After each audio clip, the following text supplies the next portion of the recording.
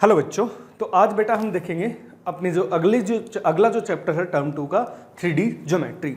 यदि बेटा कंपटीशन और मतलब कंपटीशन एग्जाम्स और जैसे कि जेई वगैरह हुए और बोर्ड्स हुए, उनमें यदि तुम 3D वेक्टर्स को यदि कंपेयर करो तो जैसे जेई वगैरह में वेक्टर्स के क्वेश्चन ज़्यादा आते हैं, 3D के कम आते हैं, बट बोर्ड्स में 3D के क्वेश्चन हैं वो कंपेरेटिवली वेक्टर से ज़्यादा पूछे जाते हैं, है ना। तो इस हिसाब से 3D है वो थोड़ा इंपॉर्टेंट भी अपने लिए वेक्टर से ज़्यादा हो जाता है। हालांकि वेक्टर में जो भी चीज़ पढ़ी है वो 3D में पक्का तुम्हें काम में आने वाली है, ठीक है। तो चलिए अपन स्टार्ट करते हैं अपना चैप्टर 3D ज्योमेट्री। तो सबसे पहले अपन देखेंगे direction cosines and direction ratio of A line. ये अपन वेक्टर्स में भी अपन कवर कर चुके हैं। ये वाला पार्ट मैंने वेक्टर्स में भी बताया था कि तुम्हें वेक्टर्स में जो डायरेक्शन रेशियो और डायरेक्शन कोसाइन जब मैं पढ़ा रहा था वेक्टर्स में, तब मैंने बताया भी था कि ये 3D में भी आएंगे। तो मैं 3D में अब पढ़ाते वक्त बस ये थोड़ा सा तुम्हें बता देता हूँ कि हमें पता है कि कोई भी लाइन यदि X axis, Y axis, Z axis से, जैसे मान लो ये अपनी कोई लाइन है ना, मैं बोल दूँ ये वाली लाइन है, ठीक है। ये यदि लाइन एक्स एक्सिस से, पॉजिटिव एक्स एक्सिस से अल्फा एंगल बनाए, पॉजिटिव वाई एक्सिस से बीटा एंगल बनाए और पॉजिटिव जेड एक्सिस से गामा एंगल बनाए, ये सब अपन ने पढ़ लिया था किसमें, वेक्टर्स में, ठीक है। तो हमने बोला था कोस अल्फा, कोस बीटा और कोस गामा जो है उनको हमने क्या बोला था, डायरेक्शन, ये सब क्या थे अपने पास, डायरेक्शन कोसाइंस, है ना। इतना हमने पढ़ा था। और हमने ये भी बोला था कि इसको रिप्रेजेंट करते हैं हम एल से, मतलब यदि मैं ऐसे लिखूं, एल जो है, एल अपना होता है कोस अल्फा, एम होता है कोस बीटा और एन होता है कोस गामा। ये अपन ने देख लिया था, है ना। फिर यदि हम डायरेक्शन रेशियोज की बात करें तो हम डायरेक्शन रेशियोज भी अपन ने पढ़ लिए थे कि डायरेक्शन रेशियोज क्या होते हैं। बस अभी थोड़ा सा रिवीजन के लिए मैं बता रहा हूँ ना। वैसे 3D में वेक्टर्स में पढ़ाते हुए मैंने ढंग से इनको एक्सप्लेन कर दिया था। डायरेक्शन रेशियोज क्या होते हैं, कोई भी number proportional to direction cosines, यही हमने पढ़ा था कि कोई भी नंबर जो प्रोपोर्शनल है डायरेक्शन कोसाइंस के, उनको हम क्या बोलते हैं, डायरेक्शन रेशियो बोलते हैं। उनको रिप्रेजेंट किससे किया जाता है, generally represented by A, B और C. Small A, small B, small C से हम जनरली इनको रिप्रेजेंट करते हैं, ठीक है। ये सब चीजें अपन ने पढ़ ली थी। और फिर अपन ने एक इनका रिजल्ट भी देखा था कि ये वाला जो रिजल्ट है ये हमेशा ध्यान रखना होता है। कोई भी लाइन के यदि direction cosine L M N है तो L square plus N square की वैल्यू जो है वो कितनी होती है, 1 होती है। और हमने वेक्टर्स में ये भी देख लिया था कि हम डायरेक्शन रेशियो से डायरेक्शन कोसाइन कैसे निकाले जाते हैं और डायरेक्शन कोसाइन से डायरेक्शन रेशियो कैसे निकाले जाते हैं ना। डायरेक्शन कोसाइन से डायरेक्शन रेशियो, डायरेक्शन रेशियो से डायरेक्शन कोसाइन कैसे निकाले जाते हैं वो अपन ने देख भी लिया था, है ना। तो फिर भी यदि अपन एक बार दोबारा उनका देखें कि कैसे निकाले जाते हैं तो वो थोड़ा मैं एक बार दोबारा बता देता हूँ। पहले मैं बता देता हूँ डायरेक्शन कोसाइन से डायरेक्शन रेशियो कैसे निकाले जाते हैं, ठीक है। डायरेक्शन कोसाइन से डायरेक्शन रेशियो कैसे निकाले जाते हैं वो मैं एक बार तुम्हें बता देता हूँ। तो देखो, हमें गिवन होंगे डायरेक्शन कोसाइंस, है ना। डायरेक्शन कोसाइन मान लो एल, एम और एन गिवन है ना। कुछ भी डायरेक्शन कोसाइन वो दे देगा, एल, एम और एन। अब हमें इनसे डायरेक्शन रेशियो निकालने हैं, देन डायरेक्शन रेशियोज। तो देखो, डायरेक्शन कोसाइन यदि गिवन है और उनसे डायरेक्शन रेशियो फाइंड आउट करने हो तो कुछ नहीं करना, तुम्हें बस कोई भी कांस्टेंट से, अपनी मर्जी का एक कांस्टेंट लो और उससे मल्टीप्लाई कर दो तो वो क्या आ जाएंगे, तुम्हारे पास डायरेक्शन रेशियोज आ जाएंगे। आर नोट का मतलब हुआ लैम्डा जो है तुम कुछ भी रियल नंबर रख सकते हो बट जीरो नहीं रखना है ना, ठीक है। तो डायरेक्शन कोसाइन से यदि डायरेक्शन रेशियो निकालने हो तो तुम कोई भी नॉन जीरो नंबर से उनको मल्टीप्लाई कर दो, तुम्हारे पास डायरेक्शन रेशियो आ जाते हैं। दूसरी चीज हम देखते हैं डायरेक्शन रेशियोज से डायरेक्शन कोसाइन कैसे फाइंड आउट किए जाते हैं। डायरेक्शन रेशियोज से डायरेक्शन कोसाइन कैसे फाइंड आउट किए जाते हैं। तो यदि हम डायरेक्शन, इस टाइम देखो हमें निकालने हैं डायरेक्शन रेशियोज से डायरेक्शन कोसाइन, तो हमें डायरेक्शन रेशियोज गिवन होंगे। जैसे मान लो डायरेक्शन रेशियोज गिवन है अपने को, एक स्मॉल ए, स्मॉल बी और स्मॉल सी, कुछ भी वैल्यू गिवन होगी। यदि इससे हमें डायरेक्शन कोसाइंस के बारे में बात करनी है तो डायरेक्शन कोसाइंस कैसे निकालेंगे, इनका मैंने फॉर्मूला बताया था, plus minus A upon root over A square plus B square plus C square plus minus B upon root over A square plus B square plus C square plus minus C upon root over A square plus B square plus C square. ये बात समझ में आई है ना, ये बात समझ में आई कि हम डायरेक्शन कोसाइन से डायरेक्शन रेशियो कैसे निकाले जाते हैं, और डायरेक्शन रेशियो से डायरेक्शन कोसाइन जब भी हमें निकालने होंगे तो हम क्या करेंगे, हमें डायरेक्शन रेशियो गिवन होंगे तो डायरेक्शन रेशियो को उनके मैग्नीट्यूड से जब हम डिवाइड कर देंगे तो हमें क्या मिल जाएगा, डायरेक्शन कोसाइन मिल जाएगा। बात समझ में आई, इतनी बात क्लियर है ना। अब देखो ये एक्चुअली कई बच्चों को डाउट होगा कि सर हम डायरेक्शन कोसाइन पढ़ते क्यों हैं, है ना। तो डायरेक्शन कोसाइंस को पढ़ने का यदि मैं रीजन बोलूं तो जैसे अपन 2D ज्योमेट्री में लाइन का स्लोप पढ़ते थे। लाइन का स्लोप क्या होता था, किसी भी लाइन को हम ये दिखाते हैं कि उसकी डायरेक्शन क्या है। भाई लाइन का स्लोप जो वो लाइन की डायरेक्शन ही तो बताता है। तो क्योंकि वहां पे केवल दो ही एक्सिस होती थी, एक्स एक्सिस और वाई एक्सिस, केवल दो ही एक्सिस होती थी। यदि तुम कोई एक एक्सिस के साथ एंगल बता दो, जैसे मैं बोलूं कोई लाइन जो है एक्स एक्सिस के साथ 30 डिग्री का एंगल बना रही है, तो जाहिर सी बात है वाई एक्सिस तो एक्स एक्सिस के परपेंडिकुलर होती है। भाई कहने का मतलब ये है कि मैं ऐसे बोल देता, 2D में अपन ऐसे देखते, जैसे मान लो ये एक्स एक्सिस है, ये वाई एक्सिस है। मैं तुम्हें बोल दूं कि एक लाइन एक्स एक्सिस से 30 डिग्री का एंगल बना रही है, मतलब इसका स्लोप हमने दे दिया, एम दे दिया 10 30 डिग्री, मतलब 1/√3, ठीक है, स्लोप दे दिया। जब एक्स एक्सिस के साथ यदि हमें एंगल पता लग गया लाइन का, तो वाई एक्सिस के साथ तो अपने आप ऑटोमेटिक एंगल पता लग जाएगा कि भाई 60 डिग्री एंगल बना रही है ना। वाई एक्सिस के साथ तो ऑटोमेटिक ही नंबर पता एंगल पता लग जाएगा। तो हमें उस लाइन की डायरेक्शन पता लग जाती थी, मतलब स्लोप दे दिया तो तुम्हें उसकी डायरेक्शन पता लग जाती थी। बट यहाँ पे डायरेक्शन कोसाइंस में क्या होता है, 3D में क्या होता है कि कोई एक एक्सिस के साथ एंगल देने से बाकी दोनों एक्सिस के साथ कितना एंगल है वो हम नहीं डिफाइन कर सकते। उसके लिए हमें जरूरत पड़ी डायरेक्शन कोसाइंस की। डायरेक्शन कोसाइन जो है वो लाइन की डायरेक्शन ही बताते हैं कि किस डायरेक्शन में अपनी लाइन है ना, वो लाइन की डायरेक्शन ही बताते हैं 3D ज्योमेट्री में, ठीक है। तो अब अपन कुछ एक क्वेश्चन करते हैं कि डायरेक्शन कोसाइन जो है वो काम कहाँ कहाँ आते हैं, ठीक है। जैसे पहला क्वेश्चन है अपने पास, show that the points this are collinear. हमें शो करना है कि ये जो पॉइंट्स हैं वो कोलिनियर हैं। तो देखो 2D में यदि तुम्हें कोलिनियर पॉइंट दिखाने होते तो कैसे दिखाते थे, 2D में तुम कैसे दिखाते थे, जैसे मान लो ABC 3 पॉइंट्स हैं, है ना, ये A है, ये B है और ये C है। तुम्हें इन पॉइंट्स को 2D में कोलिनियर दिखाना था तो कैसे दिखाते थे, किस टाइप से दिखाते थे। जैसे मान लो ये A है, ये B है, ये C है। तो यदि तुम बताओ AB का जो स्लोप है, यदि ए स्लोप ऑफ AC के बराबर हो जाए, AB का जो स्लोप है वो AC के बराबर हो जाए, AB का स्लोप यदि AC के बराबर हो जाए, इसका मतलब ये वाली जो लाइन है दोनों कोलिनियर है ना। भाई AB का स्लोप और AC का स्लोप बराबर हो जाए तो ये दोनों लाइन कोलिनियर आ जाएंगी, मतलब दोनों लाइन जो है वो कोइंसिडेंट हो जाएंगी। तो ये जो पॉइंट्स हैं वो सब क्या आ जाएंगे, कोलिनियर पॉइंट्स आ जाएंगे।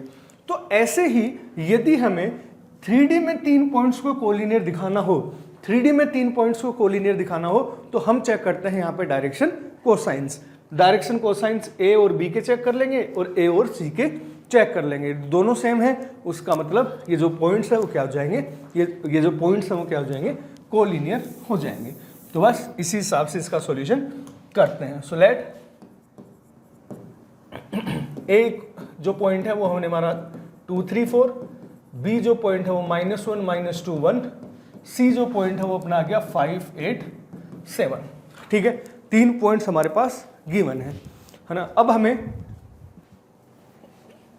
क्या चेक करना है, so therefore direction ratios of AB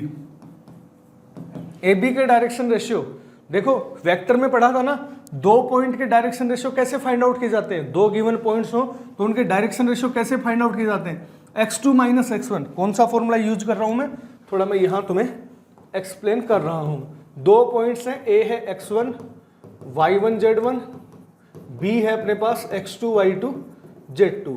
तो direction ratio of A B कितने हो जाएंगे, x2 minus x1, y2 minus y1 और z2 माइनस z1। ये क्या हो जाएंगे, डायरेक्शन रेशियो जो ऑफ ए बी। ये अपन वेक्टर में पढ़ चुके हैं, तो यहीं से अपन direction ratio of A B यदि डायरेक्ट लिखें तो दिस माइनस दिस, तो कितना आएगा -3, दिस माइनस दिस -3।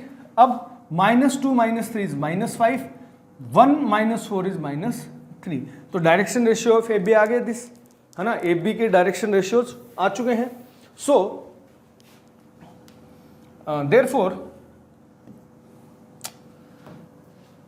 देयरफॉर अब हम direction cosines of A B निकाल लें। डायरेक्शन कोसाइन की क्यों जरूरत पड़ी है, पता है ना, जैसे कि 2D में हम स्लोप देखते थे वैसे ही हम 3D में क्या देखते हैं, डायरेक्शन कोसाइन देखते हैं। और डायरेक्शन रेशियो से डायरेक्शन कोसाइन कैसे निकाले जाते हैं वो मैंने तुम्हें बता ही दिया, +-3 अपॉन रूट में 3 का स्क्वायर प्लस -5 का स्क्वायर प्लस -3 का स्क्वायर, ऐसे। फिर +-5 अपॉन ये सिग्मा, ऐसे लिख दूं, -3 का स्क्वायर -5 के स्क्वायर को, फिर +-3 अपॉन सिग्मा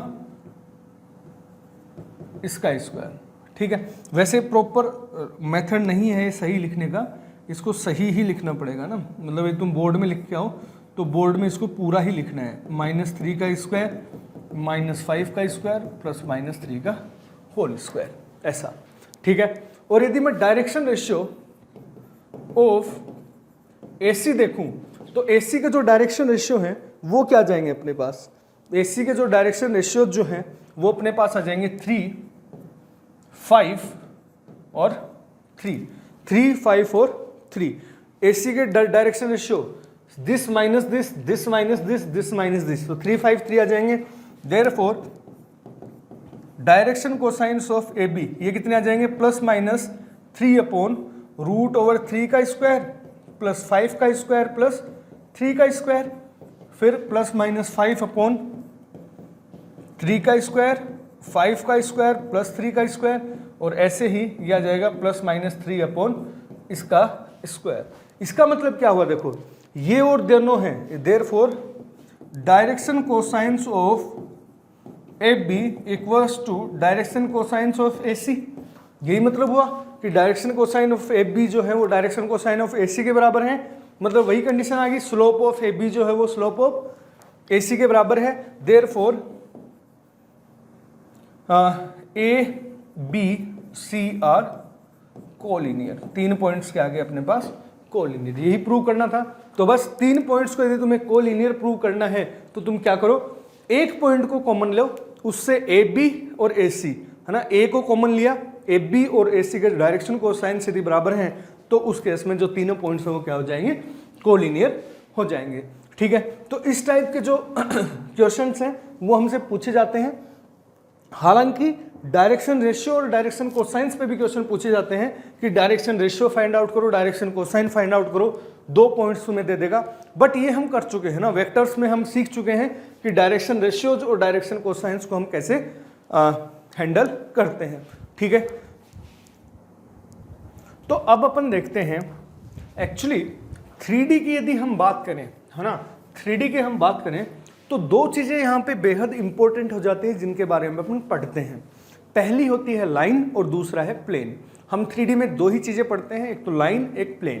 दोनों में हम लाइन को अलग पढ़ते हैं, प्लेन को अलग पढ़ते हैं, और दोनों में अपन देखेंगे इक्वेशन ऑफ लाइन और इक्वेशन ऑफ प्लेन हम कैसे लिखते हैं, किस किस केस में हमें इक्वेशन ऑफ लाइन और इक्वेशन ऑफ प्लेन लिखनी आनी चाहिए, किस किस टाइप से वेक्टर फॉर्म और कार्टेशियन फॉर्म में उनकी जो इक्वेशन है वो अलग अलग टाइप से हम पढ़ते हैं। ठीक है, और याद ये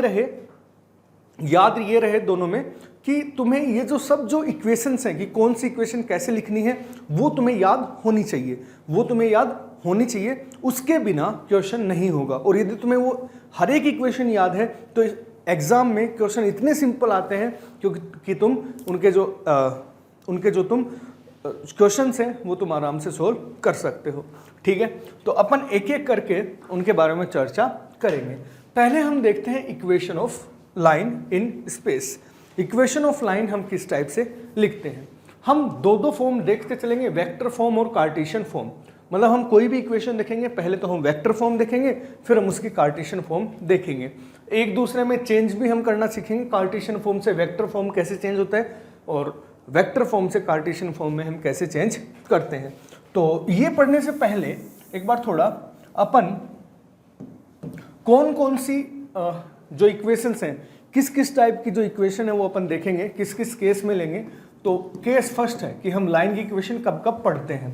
लाइन की इक्वेशन पढ़ते हैं if line is passing through, line is passing through a vector, मान लिया a vector and parallel to another vector जिसको हमने बोल दिया बी वेक्टर। ठीक है, ऐसी इक्वेशन ऑफ लाइन जो कि ए वेक्टर से पास कर रही है और बी वेक्टर के पैरेलल है। कहने का मतलब ये हुआ कि हमें ये लाइन हमें है, इसकी इक्वेशन चाहिए जो कि किसी ए पॉइंट ए से तो पास कर रही हो, एक वेक्टर दे रखा है ए वेक्टर, इससे तो ये पास कर रही है, और कोई दूसरा वेक्टर है बी वेक्टर, इसके क्या है, ये पैरेलल है। इस वाली लाइन की इक्वेशन चाहिए जो कि इस पॉइंट से पास कर रही है और इस वाले वेक्टर के पैरेलल है। ठीक है, तो उस वाली इक्वेशन को हम लिखते हैं r equals to A plus lambda B vector. उसकी इक्वेशन जो है वो हम इस टाइप से लिखते हैं। बात समझ में आई? ये कैसे आई है वो नहीं बता रहा क्योंकि वो क्लास में मैंने प्रूफ करवा रखा है इसका। बस तुम्हें याद रखना है कि ऐसी लाइन जो कि एक वेक्टर ए वेक्टर से पास करे, बी वेक्टर के पैरेलल हो, तो उसकी इक्वेशन हम लिखते हैं R vector equals to A vector plus lambda B vector. बात समझ में आई?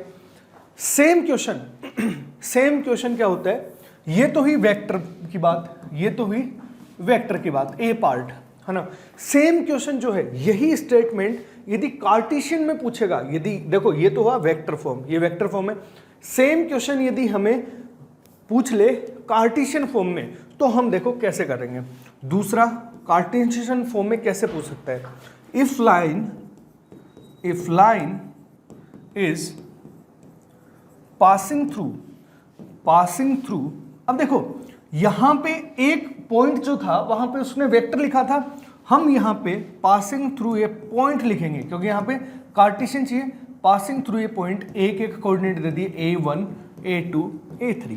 यहां पे ए वेक्टर था, ए वेक्टर के जैसे A1 i cap, A2 j cap, A3 k cap जो वो होंगे कंपोनेंट्स होंगे, हमने उनको कार्टेशियन में लिख लिया है कि line is passing through a point A equals to A1 A2 A3 and parallel to another line whose direction cosines are L M N। तो हमें देखो यही सेम चीज गिवन है, यही सेम चीज हमें गिवन है, बस ये हमें वेक्टर फॉर्म में थी इक्वेशन, ये हमें कार्टेशियन फॉर्म में दी हुई है। कार्टेशियन में क्या बोला गया कि हमें ऐसी लाइन की इक्वेशन चाहिए जो इस पॉइंट से पास कर रही हो, और ऐसी लाइन के पैरेलल हो जिसके डायरेक्शन कोसाइन क्या है, L M और N। इसके डायरेक्शन कोसाइन क्या है, L M और N। तो इस इक्वेशन को जो लिखने का जो तरीका है वो होता है x minus x1 upon L equals to y minus A2 upon M equals to Z minus A3 upon N। बात समझ में आई? इसी लाइन की यदि हमें कार्टेशियन इक्वेशन लिखनी होगी तो हम इस टाइप से लिखेंगे। बात समझ में आई? वेक्टर इक्वेशन ये होती है, कार्टेशियन इक्वेशन ये होती है। ठीक है, चमका। अब देखो दोनों में मैं रिलेशन और तुम्हें बताना चाह रहा हूं कि एक तो लाइन की इक्वेशन ऐसे पूछ जाती है वेक्टर फॉर्म में, जो एक वेक्टर से पास कर रही हो दूसरे वेक्टर के पैरेलल हो, उसकी इक्वेशन हम ऐसे लिखेंगे। दूसरी लाइन की इक्वेशन कार्टेशियन फॉर्म में हमें पूछी जाती है कि ऐसी लाइन जो कि इस पॉइंट से पास कर रही हो और ऐसी लाइन के पैरेलल है जिसके डायरेक्शन कोसाइन LMN है। भाई यहां पे वेक्टर दे रखा था, यहां डायरेक्शन कोसाइंस गिवन है। बात समझ में चमका है ना? ठीक है सब। अब हमें क्या होता है कि इस इक्वेशन में हमें जो कन्वर्ट है ना, कन्वर्जेशन जो कन्वर्ट करना होता है वेक्टर इक्वेशन से कार्टेशियन इक्वेशन से vector equation.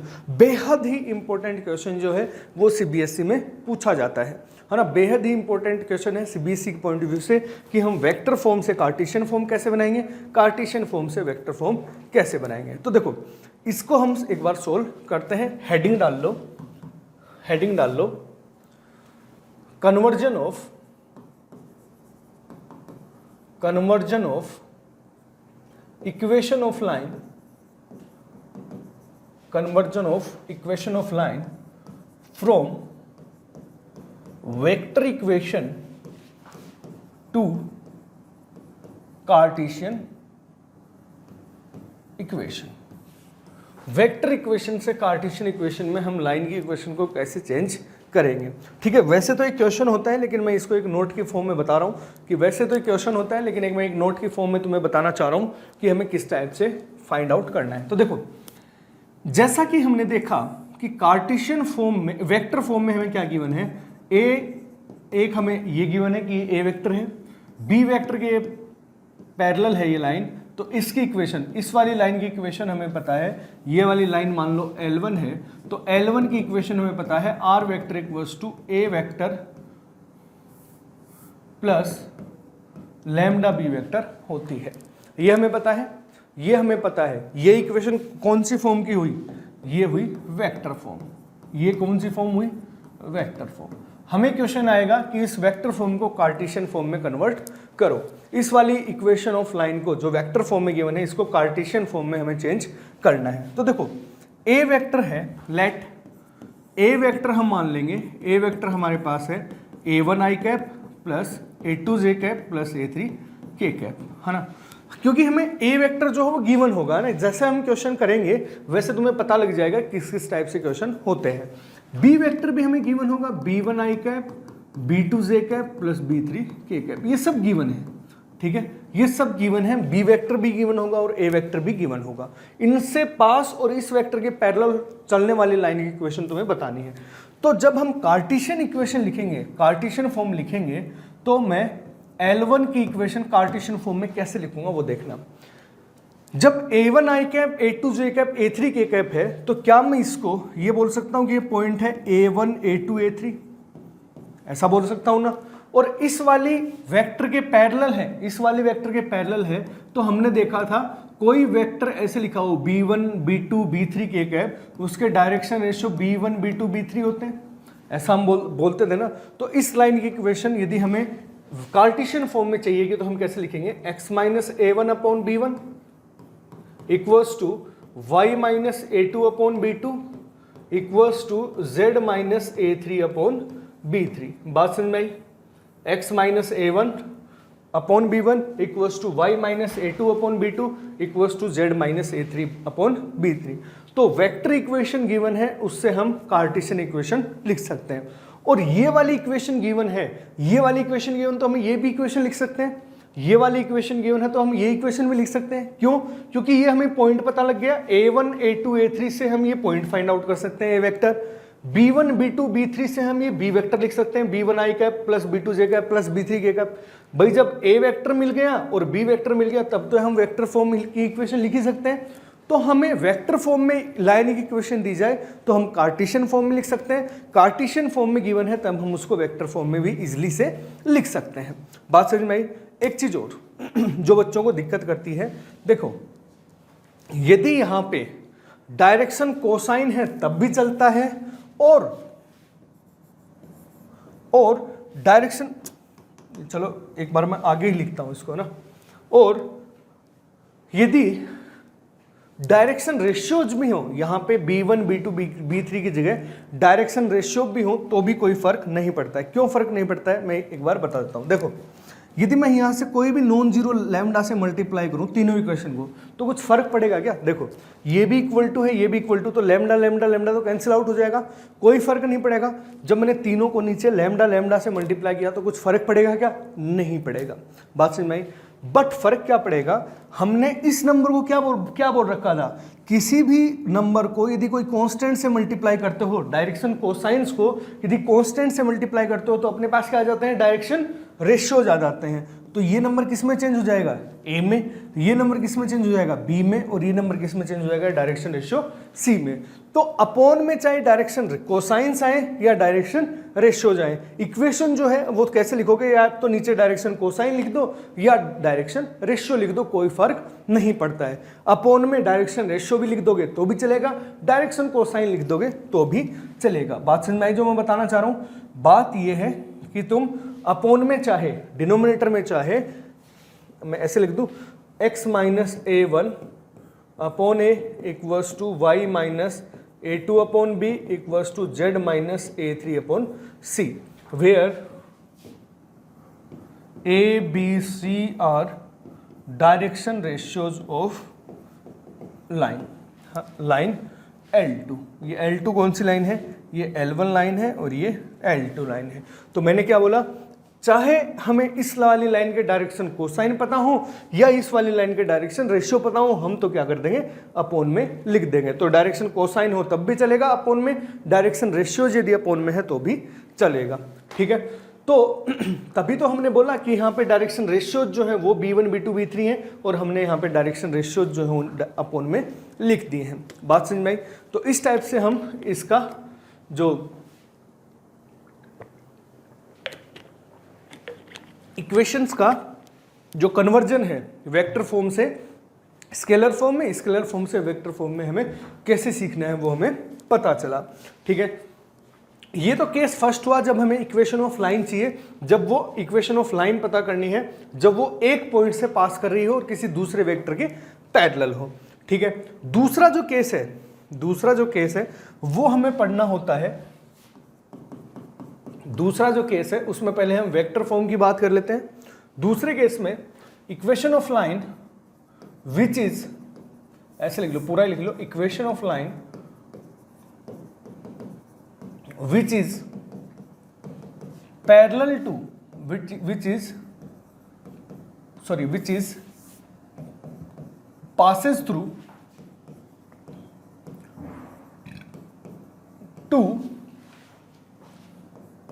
points whose position vectors are, एक पॉइंट है ए वेक्टर एंड दूसरा पॉइंट है बी वेक्टर। ऐसी इक्वेशन देखो, जैसे कि हम 2D में लाइन की इक्वेशन पढ़ते थे, 2D में लाइन की इक्वेशन कैसे पढ़ते थे, ऐसी इक्वेशन जो एक पॉइंट से पास कर रही हो, जिसका स्लोप m हो। दूसरी इक्वेशन ऑफ लाइन कैसे पढ़ते थे, ऐसी इक्वेशन जो कि 2 पॉइंट से पास कर रही हो, ऐसे तो हम पढ़ते थे। ऐसे ही 3D में भी 2 ही टाइप होती हैं, या तो एक पॉइंट से पास कर रही हो और जो स्लोप पता था, मैंने क्या बोला, 3D में स्लोप की जगह क्या लेता है, डायरेक्शन कोसाइंस ले लेता है। तो ऐसी लाइन जो कि एक पॉइंट से पास कर रही हो या एक पॉइंट से पास कर रही हो और उसके डायरेक्शन कोसाइन पता हो। दूसरी क्या है कि एक लाइन की इक्वेशन जो कि 2 पॉइंट से पास कर रही हो। हमें इसमें दोनों ही इक्वेशन देखनी है, वेक्टर इक्वेशन और कौन सी अपनी वेक्टर इक्वेशन और कार्टेशियन इक्वेशन। बात समझ में आई? ठीक है, तो चलो एक एक करके हम देखते हैं। पहले हम देखते हैं वेक्टर इक्वेशन के बारे में, पहले हम बात करते हैं वेक्टर इक्वेशन के बारे में। तो देखो वेक्टर इक्वेशन कैसे लिखेंगे, हमें यूं बोला गया है कि एक लाइन की इक्वेशन चाहिए जो कि इन दोनों पॉइंट से पास कर रही हो, एक पॉइंट ये है और दूसरा पॉइंट बी ये रहा। ठीक है, तो हम क्या करेंगे तुम ये बताओ कि ये वाली जो लाइन है ये इस ए बी वेक्टर के तो पैरेलल ही रहेगी। भाई हम इतनी ये वाला वेक्टर ले लिया ए बी वेक्टर, ये वाला वेक्टर कौन सा है, ए बी वेक्टर। ठीक है, तो लाइन जो है ये लाइन अपनी L1 है, तो क्या बताना, L1 जो है ये ए बी वेक्टर के पैरेलल है क्या, इतना मुझे बताना। L1 जो है वो ए बी वेक्टर के पैरेलल है क्या? भाई वेक्टर ही इसी में से ले रहा हूँ तो पैरेलल तो आएगा ही। तो L1 यदि ए बी वेक्टर के पैरेलल, इसका मतलब L1 is parallel to A B vector का मतलब B minus A vector. A B vector का मतलब क्या हुआ? B माइनस ए वेक्टर हो गया, है ना। तो अब मैं क्या करता हूं कि ऐसी लाइन की इक्वेशन लिखता हूं आर वेक्टर, जो कि किसी भी एक पॉइंट को ले लो, चाहे ए को ले लो चाहे बी को ले लो, ए से पास कर रही हो, किसी भी एक पॉइंट से पास कर रही हो, किसी भी एक पॉइंट से, प्लस लैम्डा इनटू किस वेक्टर के पैरेलल है? भाई इस वेक्टर के पैरेलल ना B माइनस ए के, तो यहां कर दिया B माइनस ए। ये इक्वेशन होगी equation of line in vector form which is passes through two given points. बात समझ में आई? चमका कैसे किया है दोबारा बताता हूं।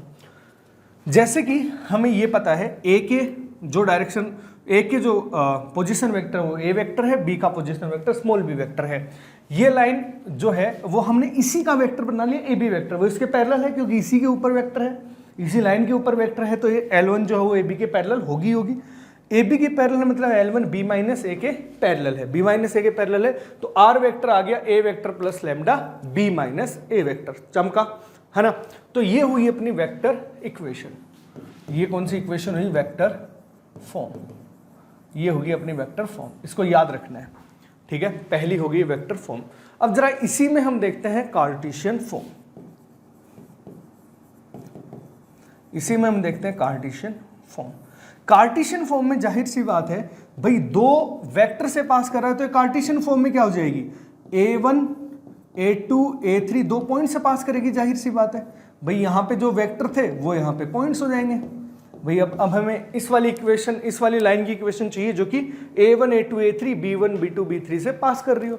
हम इसमें भी वही केस लगाते हैं, हम इसमें भी वही कॉन्सेप्ट लगाते हैं कि यहां हमने ये वाली लाइन उठाई तो L1 जो है वो अपनी AB के पैरेलल, L1 जो है वो पैरेलल है लाइन AB के, है ना। और AB के जो डायरेक्शन रेशियो है वो हम डायरेक्ट लिख सकते हैं। AB के डायरेक्शन रेशियो क्या हो जाएंगे? B1 minus A1, B2 minus A2, B3 minus A3। तो इसकी इक्वेशन कैसे लिखेंगे? या तो ये लिख दो x माइनस किसी एक पॉइंट से पास कर रही है y minus A2 z minus A3, और अपॉन में क्या जाएंगे? B1 minus A1, B2 minus A2, B3 minus A3। बात समझ में, है ना। तो ये हुई अपनी कार्टेशियन फॉर्म, ये होगी कार्टेशियन फॉर्म। तो ये जो दोनों फॉर्म है, वेक्टर फॉर्म और कार्टेशियन फॉर्म, ये हमें याद होनी चाहिए। अच्छा, कई बच्चों को डाउट ये आएगा कि सर हम यहाँ A1 A2 ना लेके, A1 A2 A3 ना लेके B1 B2 B3 ले ले, तब बेटा ले लो, कोई दिक्कत नहीं है। जब यहाँ पे B1 B2 B3 ले लोगे तब भी जो इक्वेशन है वो सेम ही आएगी, है ना। चाहे A1 A2 A3 लो, चाहे B1 B2 B3 लो, इक्वेशन जो है वो सेम ही आएगी। तो ये होती है अपनी वेक्टर फॉर्म इक्वेशन, ये होती है कार्टेशियन फॉर्म इक्वेशन। तो देखो इक्वेशन ऑफ लाइन में जो हमें ध्यान रखने वाली बातें हैं, इक्वेशन ऑफ लाइन में जो हमें ध्यान रखने वाली जो बातें हैं वो ये हैं। हमने पहला जो केस है वो पढ़ा कि कोई लाइन एक पॉइंट से पास कर रही है और एक वेक्टर के पैरेलल हो, तो उस केस में उसकी वेक्टर इक्वेशन लिखी जाती है R vector equals to A vector plus lambda B vector. और उसी को हम यदि कार्टेशियन फॉर्म में लिखें तो जो आर के यहाँ ए वेक्टर है, ये ध्यान रखना। देखो एक मिनट और मैं कॉन्सेप्ट बताता हूँ, तुम डायरेक्ट ऐसा लिख सकते हो। कैसे? हमें वेक्टर फॉर्म से कार्टेशियन फॉर्म में चेंज करना हो तो vector form I R equals to A plus lambda B. तो लैम्डा के जो भी मल्टीप्लाई में वेक्टर है, इसका मतलब लाइन उस वेक्टर के पैरेलल है ना। लैम्डा के मल्टीप्लाई में जो भी वेक्टर है, इसका मतलब लाइन उस वेक्टर के पैरेलल है। और लैम्डा के आगे जो वेक्टर लिखा हुआ है, इसका मतलब वह लाइन उस वाले पॉइंट से पास कर रही है। तो यदि किस वेक्टर के पैरेलल है, इस वाले वेक्टर के पैरेलल हैं, तो इस वेक्टर के जो डायरेक्शन कोसाइन होंगे वही तो इस लाइन के डायरेक्शन कोसाइन होंगे। भाई हम 2D में क्या पढ़ते हैं? 2D में यदि एक लाइन का स्लोप m है तो उसके पैरेलल जितनी भी लाइन है सबका स्लोप m होगा। तो जब 3D में एक लाइन के डायरेक्शन कोसाइन इसके वेक्टर के होंगे तो इसके पैरेलल जितने भी वेक्टर होंगे सबके डायरेक्शन कोसाइन वही होंगे। तो ये हो गए उस वेक्टर के पैरेलल के डायरेक्शन कोसाइन। तो यहाँ पे हम यदि इसकी इक्वेशन लिखनी होगी कार्टेशियन फॉर्म में, तो लैम्डा का जो भी वेक्टर है ना B1 B2 B3 वो तो हम नीचे लिख देते हैं, और A के जो भी कंपोनेंट होते हैं A1 A2 A3 वो हम x माइनस ए ऐसे लिख देते हैं। बात समझ में चमका, है ना।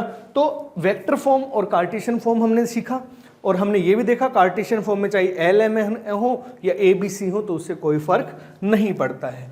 दूसरा हमने कन्वर्जन देखा, वेक्टर फॉर्म से कार्टेशियन फॉर्म में कैसे कन्वर्ट करते हैं। फिर हमने दूसरी केस देखा कि इक्वेशन ऑफ लाइन उस केस में फाइंड आउट करना जब वो दो गिवन पॉइंट से पास कर रही हो। तो इक्वेशन ऑफ लाइन में यही चीज जो है, बस इतने ही कॉन्सेप्ट हैं वो तुम्हें आने चाहिए, बाकी जो क्वेश्चंस हैं वो तुम्हें आराम से हो जाएंगे, ठीक है। तो अब अपन कुछ एक एग्जांपल्स हैं वो अपन देखते हैं किस टाइप से पेपर में इसके क्वेश्चन आते हैं। तो पहला क्वेश्चन देखते हैं। पहला क्वेश्चन है find the vector and Cartesian equation of the line passing through the point 5 to -4 and which is parallel to the vector. भाई बिल्कुल आसान क्वेश्चन है, इससे आसान और क्या होगा।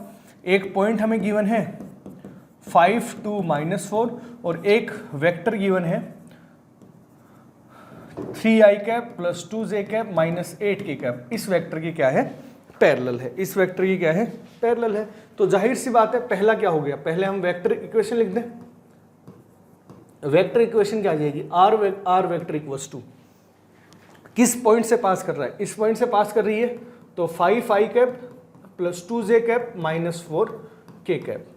इस पॉइंट से पास कर रही है तो यहाँ पे r equals to A vector plus किस वेक्टर के पैरेलल है, लैम्डा इंटू किस वेक्टर के पैरेलल है 3i cap plus 2j cap minus 8k cap. तो ये क्या होगी, अपनी वेक्टर इक्वेशन होगी। बात समझ में आई? अरे भाई यही तो पूछा है ना। वेक्टर इक्वेशन क्या होगी, आर वेक्टर जिस भी पॉइंट से पास कर रहा है वो वही वेक्टर प्लस लैम्डा इंटू जिस वेक्टर के पैरेलल है वो वाला वेक्टर। अब हमें लिखना है Cartesian equation. Cartesian equation, Cartesian equation x minus, बताओ किस पॉइंट से पास कर रहा है, 5 to -4 ना, तो x minus 5 y minus 2 z minus O minus 4, तो z प्लस 4 आ जाएगा, है ना। मैंने समझाने के लिए बस z माइनस ओ माइनस 4 लिख दिया है। किस लाइन के पैरेलल है, तो जरा मेरे को ये बताओ, ये जो लाइन है इसके डायरेक्शन रेशियो जरा बता देना क्या हो जाएंगे, 3 to -8 हो जाएंगे, नहीं हो जाएंगे। भाई हमने देखा है ना कि डायरेक्शन रेशियो जो हैं वो क्या होते हैं, किसी भी वेक्टर को a1i cap plus a2j cap a3k cap लिखते हैं, उसके डायरेक्शन रेशियो हम 2 3 -8 ऐसे डायरेक्ट लिख सकते हैं। ये हमने वेक्टर में सीखा था। तो ऐसी लाइन के पैरेलल जिसके डायरेक्शन रेशियो क्या है 3 to -8, तो हमने देखा चाहे पैरेलल लाइन के डायरेक्शन रेशियो लिखो चाहे डायरेक्शन कोसाइन लिखो कोई फर्क नहीं पड़ता है, ठीक है। चाहे डायरेक्शन कोसाइन लिखो चाहे डायरेक्शन रेशियो लिखो कोई फर्क नहीं पड़ता है। तो ये तो अपनी वेक्टर इक्वेशन हो गई, ये अपनी कार्टेशियन इक्वेशन हो गई। बात समझ में आई, है ना, चमका। बोर्ड्स में यदि लिखना होगा तो कैसे लिखेंगे, ठीक है। बात आती है बोर्ड्स में ऐसे मतलब ना वेक्टर इक्वेशन यही कार्टेशियन ये है ना, तो सामने वाले को लगा टीप के लिखा है ना, तो चिटिंग करके ऐसा तो नहीं लगे ना आप सामने वाले को टीप के लिखा है, तो ऐसा ना लगे तो ये लिखना पहले कि we have to find equation of this line in vector form की जो इससे पास करे इसके पैरेलल हो, फिर ये चीज़ लिखना, है ना। उससे तुम्हारे नंबर अच्छे आएंगे, है ना। वो तो मैं थोड़ा नहीं लिख रहा ज़्यादा कि इसमें टाइम ज़्यादा लग जाएगा लिखने में, बट ये चीज़ तुम्हें बोर्ड्स में लिखनी है। बात समझ में आई। सो नेक्स्ट एग्जाम्पल अपन देखते हैं। देखो नेक्स्ट एग्जाम्पल है, बस मैं तुम्हें कॉन्सेप्ट बताना चाह रहा हूँ कि किस कॉन्सेप्ट से क्वेश्चन मतलब होते हैं। The Cartesian equation of line, हमें Cartesian equation of line given है, find vector equation of the line, हमें वेक्टर इक्वेशन लाइन की फाइंड आउट करनी है। भाई कितना सिंपल सवाल है। देखो इस लाइन को जरा ध्यान से देखो, इस लाइन से, इस लाइन को देख के ही लग रहा है, देख के लग रहा है कि ये लाइन -3 5 और -6 से तो पास कर रही है। देख के लग रहा है ना, -3 5 और -6 से तो पास कर रही है। इसके डायरेक्शन, इसके पैरेलल के जो, इसके पैरेलल जो भी लाइन है इसके डायरेक्शन रेशियोज या डायरेक्शन कोसाइन, हमें डायरेक्शन रेशियो जो होंगे, डायरेक्शन रेशियो जो हमें पता है, डायरेक्शन कोसाइन क्यों नहीं हुए, मैंने बोला ना कि डायरेक्शन कोसाइन क्यों नहीं हुए, वो मैंने इसलिए बोल दिया क्योंकि इनका जब तीनों का स्क्वायर करके सम करोगे तो 1 नहीं आ रहा, और हमने पढ़ा है कि यदि डायरेक्शन कोसाइंस हैं तो इनको तीनों का स्क्वायर करके ऐड करोगे तो उनका सम 1 आएगा। तो ये डायरेक्शन रेशियोज है। तो अब तुम वेक्टर इक्वेशन बताओ, आराम से लिख सकते हो। कैसे लिखोगे, R vector equals to A vector किससे पास कर रहा है, इससे, तो -3i cap plus 5j cap minus 6k cap plus lambda किसके पैरेलल है 2i cap plus 4j cap plus 2k cap, इस वेक्टर के पैरेलल है। तो जो वेक्टर इक्वेशन आ गई वो आ गई R vector equals to this, है ना। तो कितना आसान है, तुम्हें कुछ करना ही नहीं है, वेक्टर से कार्टेशियन इक्वेशन से वेक्टर फॉर्म लिखना, वेक्टर फॉर्म से कार्टेशियन फॉर्म लिखना, कोई हार्ड टास्क नहीं है, बिल्कुल आसानी है। बट इसको बोर्ड में कैसा लिखना है, बोर्ड में कुछ इस टाइप से लिखना है, we know that given line is passes through, है ना। जो भी तुम सोच रहे हो बोर्ड में लिखना है। पासिंग थ्रू मतलब सोचने का मतलब है जो भी सवाल के सॉल्यूशन के बारे में तुम सोच रहे हो वो सामने वाले को लिख के दिखाना है। Given line is passes through -3, 5 and -6 and parallel to a line which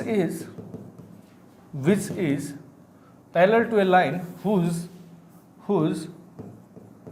direction ratios are 2, 4, -2. Therefore equation of line in vector form में इक्वेशन ऑफ लाइन क्या हो जाएगी, आर वेक्टर। अभी लिख दो, क्या लिखोगे, -3i cap plus 5j cap plus 6k cap plus lambda 2i cap plus 4j cap plus 6k cap. ठीक है, तो इस टाइप से हम इसका सॉल्यूशन कर सकते हैं। ठीक, नेक्स्ट क्वेश्चन देखें। नेक्स्ट क्वेश्चन क्या है, find Cartesian equation of line. अच्छा, इस टाइप का तो क्वेश्चन कर लिया ना अपन ने, अब तुम कर सकते हो। ये हमने वेक्टर और कार्टेशियन इक्वेशन दोनों पढ़ी हुई हैं ऐसे से। ठीक है, तो अब हमें लिखना है find Cartesian equation of line. ऐसी इक्वेशन ऑफ लाइन की बात करनी है हमें which is passes through 1, 2, 3 and parallel to vector this. तो बिल्कुल आसान है ना भाई, इससे ज्यादा आसान क्या होगा, जो कि 1.123 से पास कर रही है और हमें पैरेलल देखिए किस वेक्टर के है, इस वेक्टर के पैरेलल है। तो किससे पास कर रही है, 1, 2, 3 से, तो x -1 y -2 z -3 किसके पैरेलल है, 3, 2, -2 के पैरेलल है। तो ये क्या होगी, इक्वेशन ऑफ लाइन हो गई। बात समझ में आई, ये क्या होगी, इक्वेशन ऑफ लाइन हो गई। बोर्ड्स में कैसे लिखना है, so equation of line which passes through this and parallel to vector this is this. ठीक है, ऐसे लिखना है। बात समझ में आई। नेक्स्ट क्वेश्चन देखते हैं, find the vector and Cartesian equation of line that passes through this. 2 point से पास होने वाली इक्वेशन जो है उसको हमें फाइंड आउट करना है कि किस टाइप से होगी। तो अब इसमें जो इक्वेशन होगी ये केस सेकंड से बनेगी, जो हमने केस सेकंड जो डिस्कस किया था, जो कि ऐसी इक्वेशन थी, जो ऐसी लाइन की इक्वेशन थी जो 2 पॉइंट से पास कर रही थी। तो इस वाले केस में जो सेकंड जो केस है, ये वाला एग्जांपल उससे सोल्व होगा। तो सबसे पहले हम देखते हैं find vector equation of vector and Cartesian equation. तो पहले हम देखते हैं वेक्टर इक्वेशन, पहले हम वेक्टर इक्वेशन की बात करते हैं। So we need to find equation of line which passes through 2 given points, A है 3, -2, 5 and B है 3, -2, 6 इन वेक्टर फॉर्म। हमें ये इक्वेशन चाहिए वेक्टर फॉर्म में। So we know that equation of line passing through A, कोई vector हमने बोला जिसे को A vector and B vector is क्या होती है, R vector equals to A vector plus lambda B minus A vector. ये इक्वेशन हमने देखी थी, देयरफॉर इक्वेशन ऑफ लाइन क्या हो जाएगा, R वेक्टर इक्वल्स टू कोई भी एक पॉइंट, चाहे ये ले लो, ऊपर वाला एक पॉइंट ले लिया अपन ने 3i cap -2j cap -5k cap plus lambda this minus this b minus a। तो ये करेंगे तो 0, 0, 11 k कैप। ये क्या आ जाएगी अपने पास, इक्वेशन ऑफ लाइन आ जाएगी, जो कि वेक्टर फॉर्म में जो कि इन दो पॉइंट से पास कर रही है। ऐसे ही यदि हमें कार्टेशियन फॉर्म में चाहिए ना, ये मैंने पूरा मेथड बताया है कि तुम्हें बोर्ड्स में कैसे लिखना है ना, तो इसी टाइप से तुम्हें कार्टेशियन फॉर्म में भी, कार्टेशियन इक्वेशन में भी तुम्हें ऐसा ही लिखना होगा। कैसे लिखेंगे?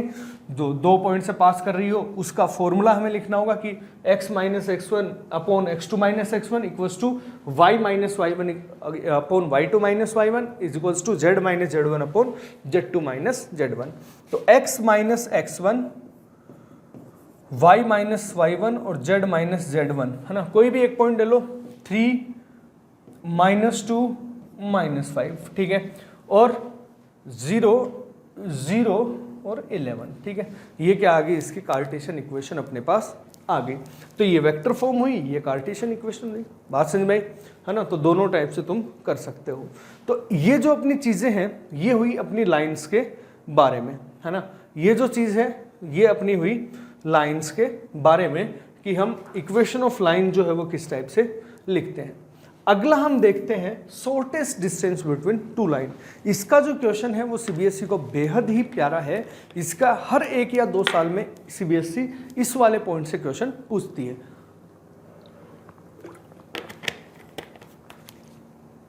तो देखो, जब हम 2D में बात करते थे, 2D में बात करते थे तो केस फर्स्ट हम लेते थे कि जब दोनों लाइंस क्या हों?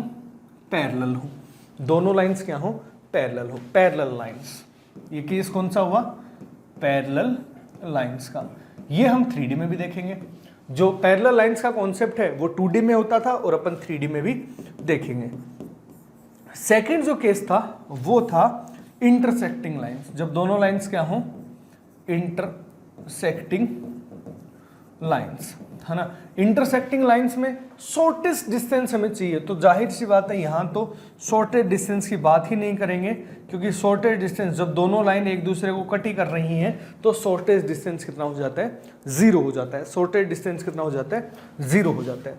एक थर्ड जो केस है वो केवल 3D में पॉसिबल है, 2D में पॉसिबल नहीं था। एक कॉन्सेप्ट आता है स्क्यू लाइन्स का, एक कॉन्सेप्ट इसका आता है स्क्यू लाइन्स का, एक कॉन्सेप्ट आता है। ये 2D में पॉसिबल नहीं था, केवल 3D में ही पॉसिबल था, केवल 3D में ही पॉसिबल था। सॉरी 3D में ही पॉसिबल है, 2D में पॉसिबल नहीं था। बताता है स्क्यू लाइन्स क्या होती हैं। स्क्यू लाइन्स होती हैं neither parallel nor intersecting lines are called skew lines. 2D में तो क्या होता था, जो लाइन पैरेलल नहीं है वो जाहिर सी बात है इंटरसेक्टिंग होगी। बट 3D में देखो, यदि मैं तुम्हें ये बोलूं कि एक लाइन ये है ना, एक लाइन इसके अलोंग है, एक लाइन कुछ ऐसे है, मतलब मेरे से लेके तुम्हारे तक, दूसरी लाइन यूं है, एक लाइन यूं है लेफ्ट से राइट, एक लाइन यूं है मेरे से लेके तुम्हारी साइड में एक लाइन यूं है। तो क्या ये दोनों लाइन पैरेलल हैं? बिल्कुल नहीं है, दोनों लाइन पैरेलल नहीं है। क्या ये दोनों लाइन इंटरसेक्ट कभी कर रही हैं? बिल्कुल नहीं कर रही। तो ये जो दोनों लाइन है ना तो पैरेलल है ना इंटरसेक्ट है, इन लाइंस को हम क्या बोलते हैं? स्क्यू लाइंस बोलते हैं। इन लाइंस को हम क्या बोलते हैं? स्क्यू लाइंस बोलते हैं। तो देखो, पैरेलल लाइन में यदि हमें शॉर्टेस्ट डिस्टेंस निकालना होगा तो कोई भी दो आपस में पॉइंट लो, जो परपेंडिकुलर जो लाइन होगी, जो परपेंडिकुलर लाइन है उसके अलोंग जो डिस्टेंस डी आएगा वो क्या हो जाएगा? शॉर्टेस्ट डिस्टेंस हो जाएगा। ऐसे ही स्क्यू लाइंस में भी हमें शॉर्टेस्ट डिस्टेंस जो है, अब इसमें ऐसे बना रहा हूं, मतलब क्या है, ये लाइन नीचे है और ये लाइन ऊपर है, ठीक है, ऐसे है। तो इनमें जो शॉर्टेस्ट डिस्टेंस होगा वो ये वाला डिस्टेंस होगा, है ना। तो इन दोनों के फॉर्मूले हैं, वो हमें फॉर्मूले याद रखने और बाकी कुछ भी नहीं है। बस थोड़ा स्क्यू लाइन समझ में आना चाहिए कि स्क्यू लाइंस क्या होती हैं, पैरेलल लाइन समझ में आए क्या होती है, और ऐसे ही स्क्यू लाइंस भी हमें समझ में आनी चाहिए कि स्क्यू लाइंस क्या होती हैं, ठीक है ना। स्क्यू लाइंस क्या होती है वो थोड़ा समझ में आया। अब हम दोनों के, इसका भी फॉर्मूला अलग से है, इसका भी फॉर्मूला अलग से है, दोनों का फॉर्मूला याद रख लेंगे और जो भी क्वेश्चन आए उसमें हम फॉर्मूला पुट कर देंगे, ठीक है। फॉर्मूला क्या है वो अपन देखते हैं, ठीक। पहला है distance between two skew lines. दो स्क्यू लाइंस के बीच में डिस्टेंस कैसे फाइंड आउट करते हैं। तो देखो, जब भी तुम्हारे पास एक लाइन L2, जो कि इसकी इक्वेशन ये है L2 की, पहले हम स्क्यू लाइंस में देखेंगे, पैरेलल लाइन में नहीं देख रहे, स्क्यू लाइंस में देखेंगे। पता कैसे लगेगा पैरेलल है स्क्यू है? जब लैम्डा के देखो पैरेलल लाइन हुई, इसका मतलब एक ही वेक्टर के दोनों पैरेलल होंगे, एक ही वेक्टर के पैरेलल होंगे, यहाँ का मतलब लैम्डा का जो कोफिशिएंट्स हैं वो यहाँ पे सेम मिलेंगे। भाई जब दोनों लाइन पैरेलल हैं इसका मतलब वो एक ही वेक्टर के पैरेलल होंगी, जब दोनों लाइन पैरेलल है मतलब वो एक ही वेक्टर के पैरेलल होंगी, तो एक वेक्टर यहाँ पे जो लैम्डा का जो कोफिशिएंट है वो यहाँ पे सेम ही मिलेगा जब दोनों लाइन पैरेलल हुई तो, ठीक है। तो आर वेक्टर ये रखा है, ये एक लाइन की इक्वेशन है, ये दूसरी लाइन की इक्वेशन है, तो इसका जो शॉर्टेज डिस्टेंस है डी जो है, ये ध्यान रखना डिस्टेंस के जो भी हम फॉर्मूले पढ़ रहे हैं दो लाइंस के बीच में वो हम वेक्टर फॉर्म में पढ़ रहे हैं, वो हम किस में पढ़ रहे हैं, वेक्टर फॉर्म में पढ़ रहे हैं। तो हमें कार्टेशियन से वेक्टर फॉर्म, यदि इक्वेशन कार्टेशियन फॉर्म में दे दे तो हम पहले उसको वेक्टर फॉर्म में बनाएंगे, वेक्टर फॉर्म में बनाने के बाद ये वाला फॉर्मूला लगा देंगे। डी का जो स्मॉलेस्ट डिस्टेंस डी है उसका फॉर्मूला, ये फॉर्मूला किसका है, स्मॉलेस्ट डिस्टेंस का या shortest distance, sorry shortest distance D का फॉर्मूला है। शॉर्टेस्ट डिस्टेंस डी का फॉर्मूला क्या होता है, जिस भी वेक्टर के पैरेलल है b1 b2 के, तो b1 क्रॉस b2 डॉट जिस पॉइंट से पास कर रही है a2 माइनस a1, इसका मैग्नीट्यूड लेना है ना। इसका मैग्नीट्यूड क्यों लेना है, क्योंकि डिस्टेंस कभी नेगेटिव नहीं होती है, डिस्टेंस नेगेटिव नहीं है तो इसका मैग्नीट्यूड अपॉन में b1 क्रॉस b2 का मैग्नीट्यूड। तो ये फॉर्मूला लगाना है और तुम्हें शॉर्टेस्ट डिस्टेंस मिल जाएगी। ऐसे यदि दो लाइंस पैरेलल हैं तो मैंने क्या क्या बताया था, पैरेलल लाइंस का पता कैसे लगेगा, जो लैम्डा का जो कोफिशिएंट्स है वो यहाँ पे बराबर हो जाएगा, तो दोनों लाइन क्या होंगी, पैरेलल हो जाएंगी। तो आर वेक्टर इक्वल्स टू, ये तो किसी पॉइंट a1 से पास कर रही है और ये किसी पॉइंट a2 से पास कर रही है, तो ये इसकी इक्वेशन ऐसे लिख सकते हैं, इसकी इक्वेशन ऐसे लिख सकते हैं। और यहाँ पे जो b1 क्रॉस b2 था वो ना के यहाँ पे आसानी से तुम लिख सकते हो b cross a2 minus a1 upon b का मैग्नीट्यूड, ठीक है। तो यहाँ पे शॉर्टेस्ट डिस्टेंस का जो फॉर्मूला है वो ये हो जाता है। तो दो लाइन पैरेलल हैं,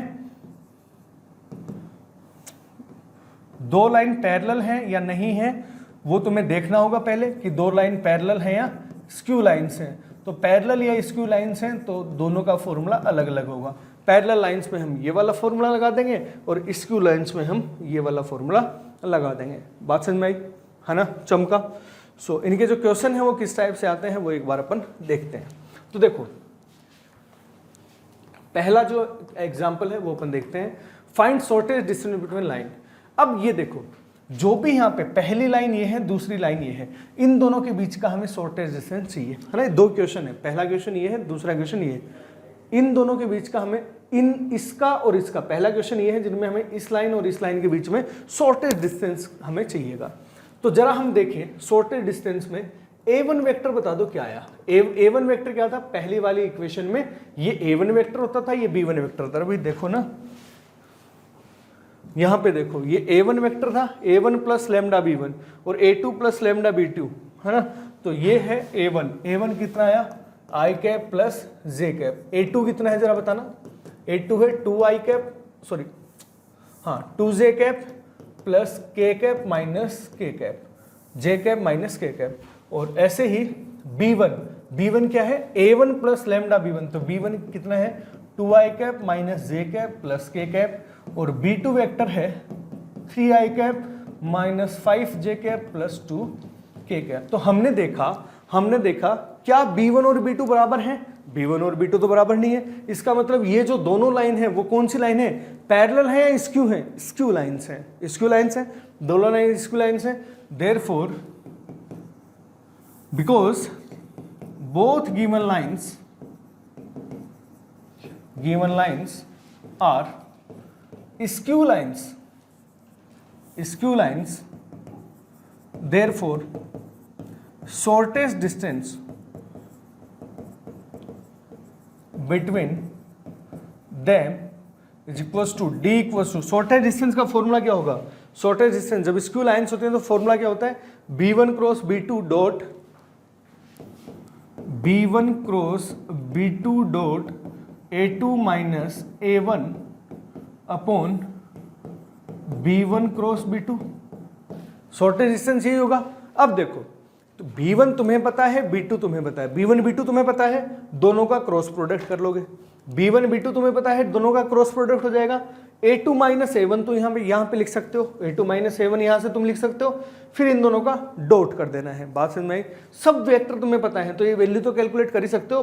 पहले b1 क्रॉस b2 सोल्व कर लेना, b1 b2 आ जाएगा, b1 क्रॉस b2 आ जाएगा, फिर a2 माइनस a1 सोल्व कर लेना, a2 माइनस a1 आएगा, उन दोनों का डॉट प्रोडक्ट कर देना, ऊपर वाली क्वांटिटी आ जाएगी, नेगेटिव हो तो मोड है उसको पॉजिटिव बना देना, और नीचे क्या है b1 क्रॉस b2 का मैग्नीट्यूड। तो इसको कैलकुलेट कर लेना, जो भी तुम्हारे पास रिजल्ट आए भाई a1 a2 b1 b2 सब कुछ तुम्हारे पास है, यदि जो भी रिजल्ट आए वही क्या जाएगा इसका आंसर हो जाएगा।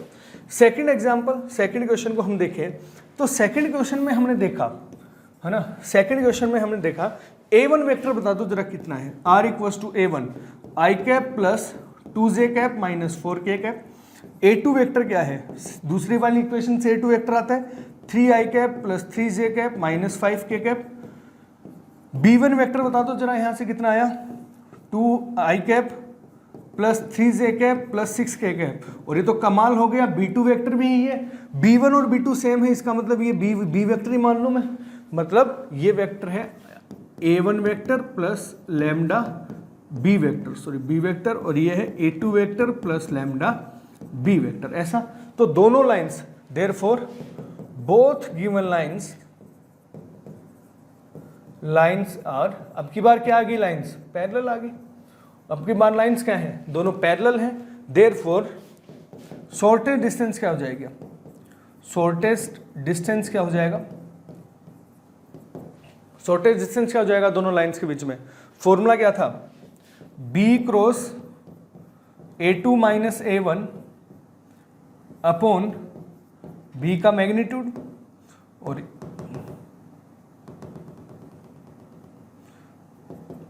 b cross a2 minus a1 इसका मैग्नीट्यूड, और नीचे किसका था, b का मैग्नीट्यूड। यही तो फॉर्मूला था। तो अब तुम क्या करोगे,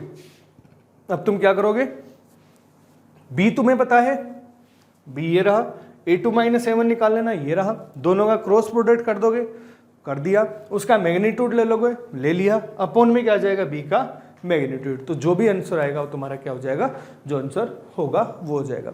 तो लाइन में तुम्हें, इक्वेशन ऑफ लाइन में 3-4 चीजें जो तुम्हें ध्यान रखनी है वो कौन सी हैं। पहली, इक्वेशन ऑफ लाइन तुम्हें पता होना चाहिए दोनों केस में, जब इक्वेशन एक पॉइंट से पास, जब लाइन एक पॉइंट से पास कर रही है, एक वेक्टर पैरेलल है, वेक्टर फॉर्म और कार्टेशियन फॉर्म दोनों तुम्हें पता हो। एक लाइन की इक्वेशन जो 2 गिवन पॉइंट से पास कर रही है उसकी भी वेक्टर फॉर्म और कार्टेशियन फॉर्म तुम्हें दोनों पता हो, ठीक है। एक तुम्हें शॉर्टेज डिस्टेंस पता होना चाहिए कि शॉर्टेज डिस्टेंस क्या होती है, बात समझ में आई। एक तुम्हें शॉर्टेज डिस्टेंस पता होनी चाहिए, शॉर्टेज डिस्टेंस क्या होती है, ठीक है, उसका फॉर्मूला तुम्हें पता होनी चाहिए स्क्यू लाइंस और पैरेलल लाइंस दोनों के केस में। ये ही सफिशिएंट है लाइन में, और बाकी चीजें नहीं आती हैं।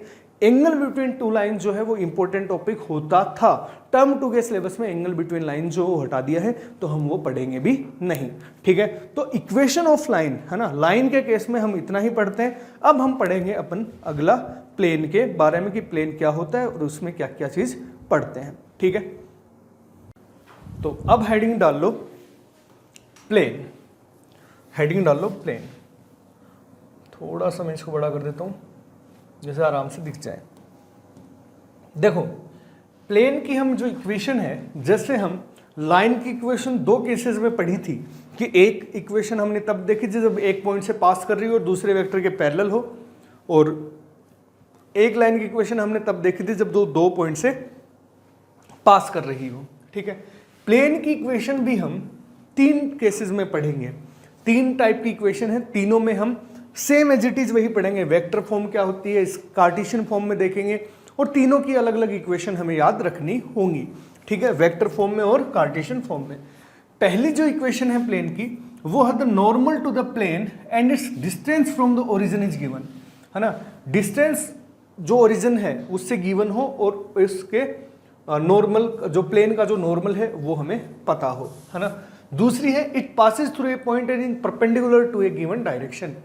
उस इक्वेशन ऑफ प्लेन को हम इस टाइप से फाइंड आउट करेंगे कि वो एक पॉइंट से पास कर रही हो और वो किसी वेक्टर के परपेंडिकुलर हो।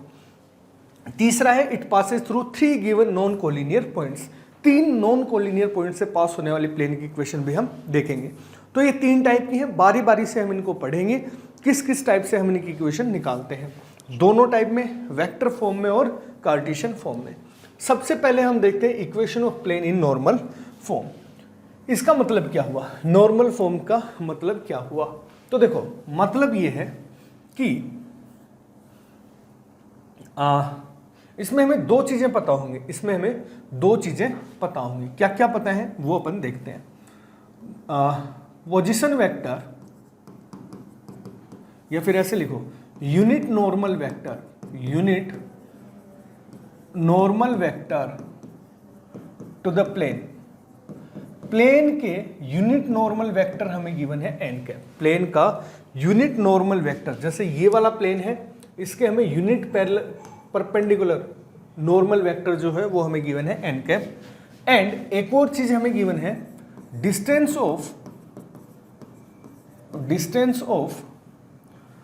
Plane from origin equals to कितना है डी। डिस्टेंस है जो ओरिजिन से इस प्लेन का वो कितना है D. Then equation of plane is R dot N cap equals to D. ये हमें फॉर्मूला जो है वो याद रखना होगा। ध्यान रखना क्या क्या चीज गिवन है। यूनिट नॉर्मल वेक्टर, जो इसमें ध्यान रखने वाली बात है ये है एक तो unit normal vector. Unit normal vector में सबसे खास जो हो यूनिट नॉर्मल, मतलब इसका यूनिट वेक्टर, नॉर्मल वेक्टर का यूनिट वेक्टर होना चाहिए एन कैप। नॉर्मल वेक्टर का यूनिट वेक्टर होना चाहिए एन कैप।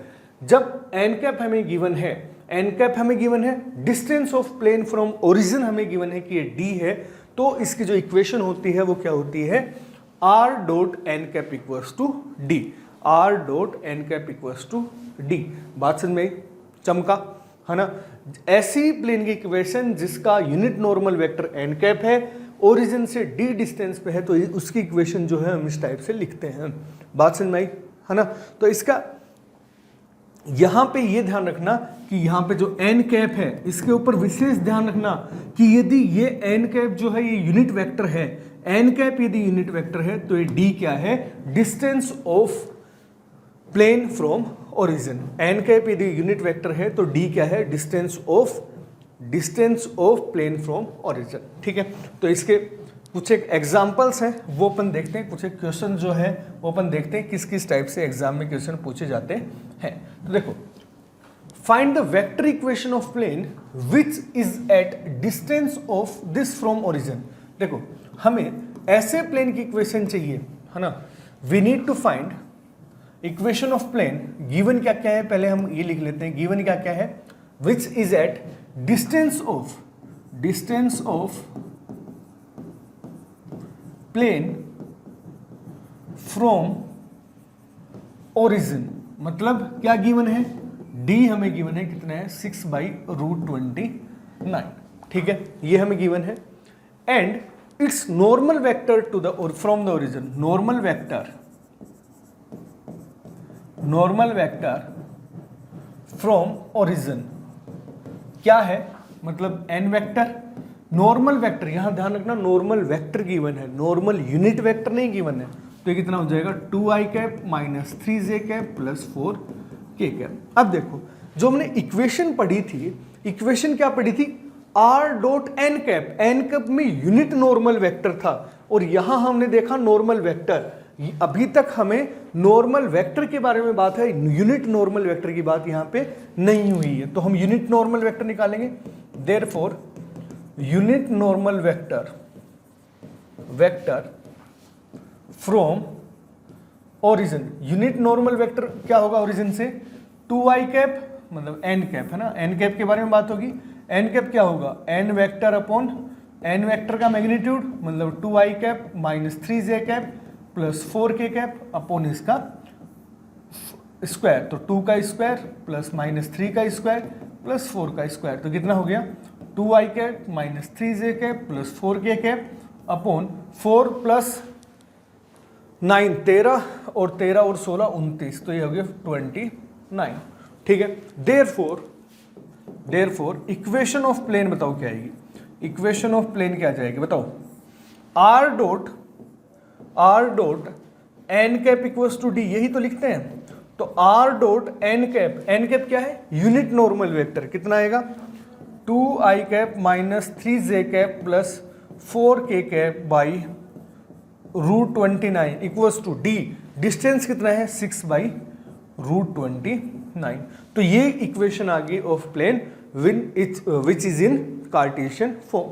चाहो तो एक कैंसिल भी कर दो, √29 से √29 तो आ गया r dot 2i cap minus 3j cap plus 4k cap equals to 6। तो ये आ गई अपनी Cartesian equation of plane in vector, sorry equation of plane in vector form. ठीक है, इसमें सबसे ध्यान देने वाली बात है वो यही रहती है कि हमेशा ये ध्यान रखना हमें n वेक्टर गिवन होगा, बट हमें डायरेक्ट n वेक्टर नहीं पुट करना है, हमें n कैप पुट करना है। हमें यूनिट नॉर्मल वेक्टर चाहिएगा, यदि वो क्वेश्चन में n वेक्टर दे दे तो हमें n कैप फाइंड आउट करना होगा। n कैप हमें फाइंड आउट करना होगा, उसके बाद ही हम आगे के सवाल को सोल्व करेंगे। ठीक, हमें चाहिए also find its Cartesian equation and Cartesian equation. Cartesian equation के लिए ध्यान रखना, कभी भी वेक्टर इक्वेशन से कार्टेशियन इक्वेशन फाइंड आउट करनी हो, कभी भी वेक्टर इक्वेशन से कार्टेशियन इक्वेशन पे जाना हो तो आर वेक्टर की जगह xi cap plus yj cap plus zk cap रख देना। आर वेक्टर की जगह हमने रख दिया xi cap plus yj cap plus zk cap dot 2i cap minus 3j cap plus 4k cap equals to 6। तो तुम्हारे पास कार्टेशियन इक्वेशन आ जाएगी 2x minus 3y plus 4z equals to 6। ये कार्टेशियन इक्वेशन आ गई और ये अपनी होगी वेक्टर इक्वेशन। ठीक है, तो इस टाइप के सवाल पूछे जाते हैं। अगला एग्जाम्पल है find the direction cosines of the unit vector perpendicular to plane. ठीक है साहब, एक मिनट, ठीक है ना, अब से दिखाई दे रहा होगा, मैं एक बार देख लेता हूँ कि तुम्हें दिखाई दे रहा है। हाँ दे रहा है, ठीक है। Find the direction cosines of the unit normal unit vector perpendicular to plane. हमें प्लेन कौन सा गिवन है, गिवन इक्वेशन ऑफ प्लेन कौन सी गिवन है, r dot 6i cap minus 3j cap minus 2k cap equals to 1। और ये तो डिस्टेंस होती है तो क्यों ना हम इसको पॉजिटिव बना लें। तो मैं इसको पॉजिटिव बना लेता हूँ पहले ही। ठीक है साहब, पॉजिटिव बना लिया, ये बना गया। ठीक है, क्योंकि इधर तो अपन डिस्टेंस लेते हैं ना, और डिस्टेंस तो हमेशा पॉजिटिव रहती है, तो अपन ने इसको माइनस से मल्टीप्लाई करके इसको ऐसे लिख लिया और ये 1 बना दिया, तो ये डिस्टेंस पॉजिटिव होगी। हमें क्या चाहिए, find the direction cosines of the unit vector perpendicular to plane passing through origin. Origin से पास होने वाले प्लेन के हमें ओरिजिन से पास होने वाले वेक्टर जो कि इस प्लेन के परपेंडिकुलर है, उसके हमें क्या चाहिए, डायरेक्शन कोसाइन। हमें डायरेक्शन रेशियो नहीं चाहिए, उसके हमें क्या चाहिए, डायरेक्शन कोसाइन। तो देखो डायरेक्शन कोसाइन के लिए ये एन कैप निकाल लूँ मैं, ये जो एन कैप है ये निकाल लूँ, और एन कैप निकालते ही अपने पास क्या जाएंगे, एन कैप से हम डायरेक्शन कोसाइन निकाल सकते हैं। डायरेक्शन कोसाइन तो होंगे, एन कैप के जो कॉम्पोनेंट्स हैं वो डायरेक्शन कोसाइन से होंगे। So given vector given plane is, ऐसे लिखो, so vector perpendicular to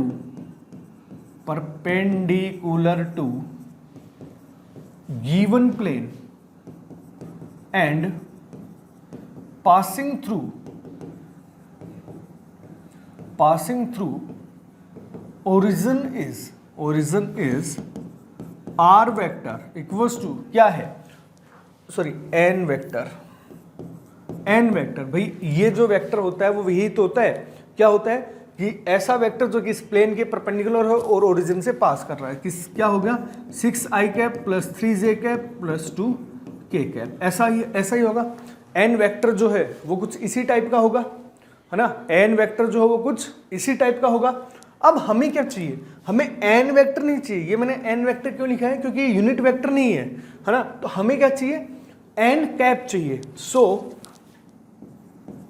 N cap equals to कितना आ जाएगा, minus 6i cap plus 3j cap plus 2k cap upon root में माइनस 6 का स्क्वायर प्लस 3 का स्क्वायर प्लस 2 का स्क्वायर।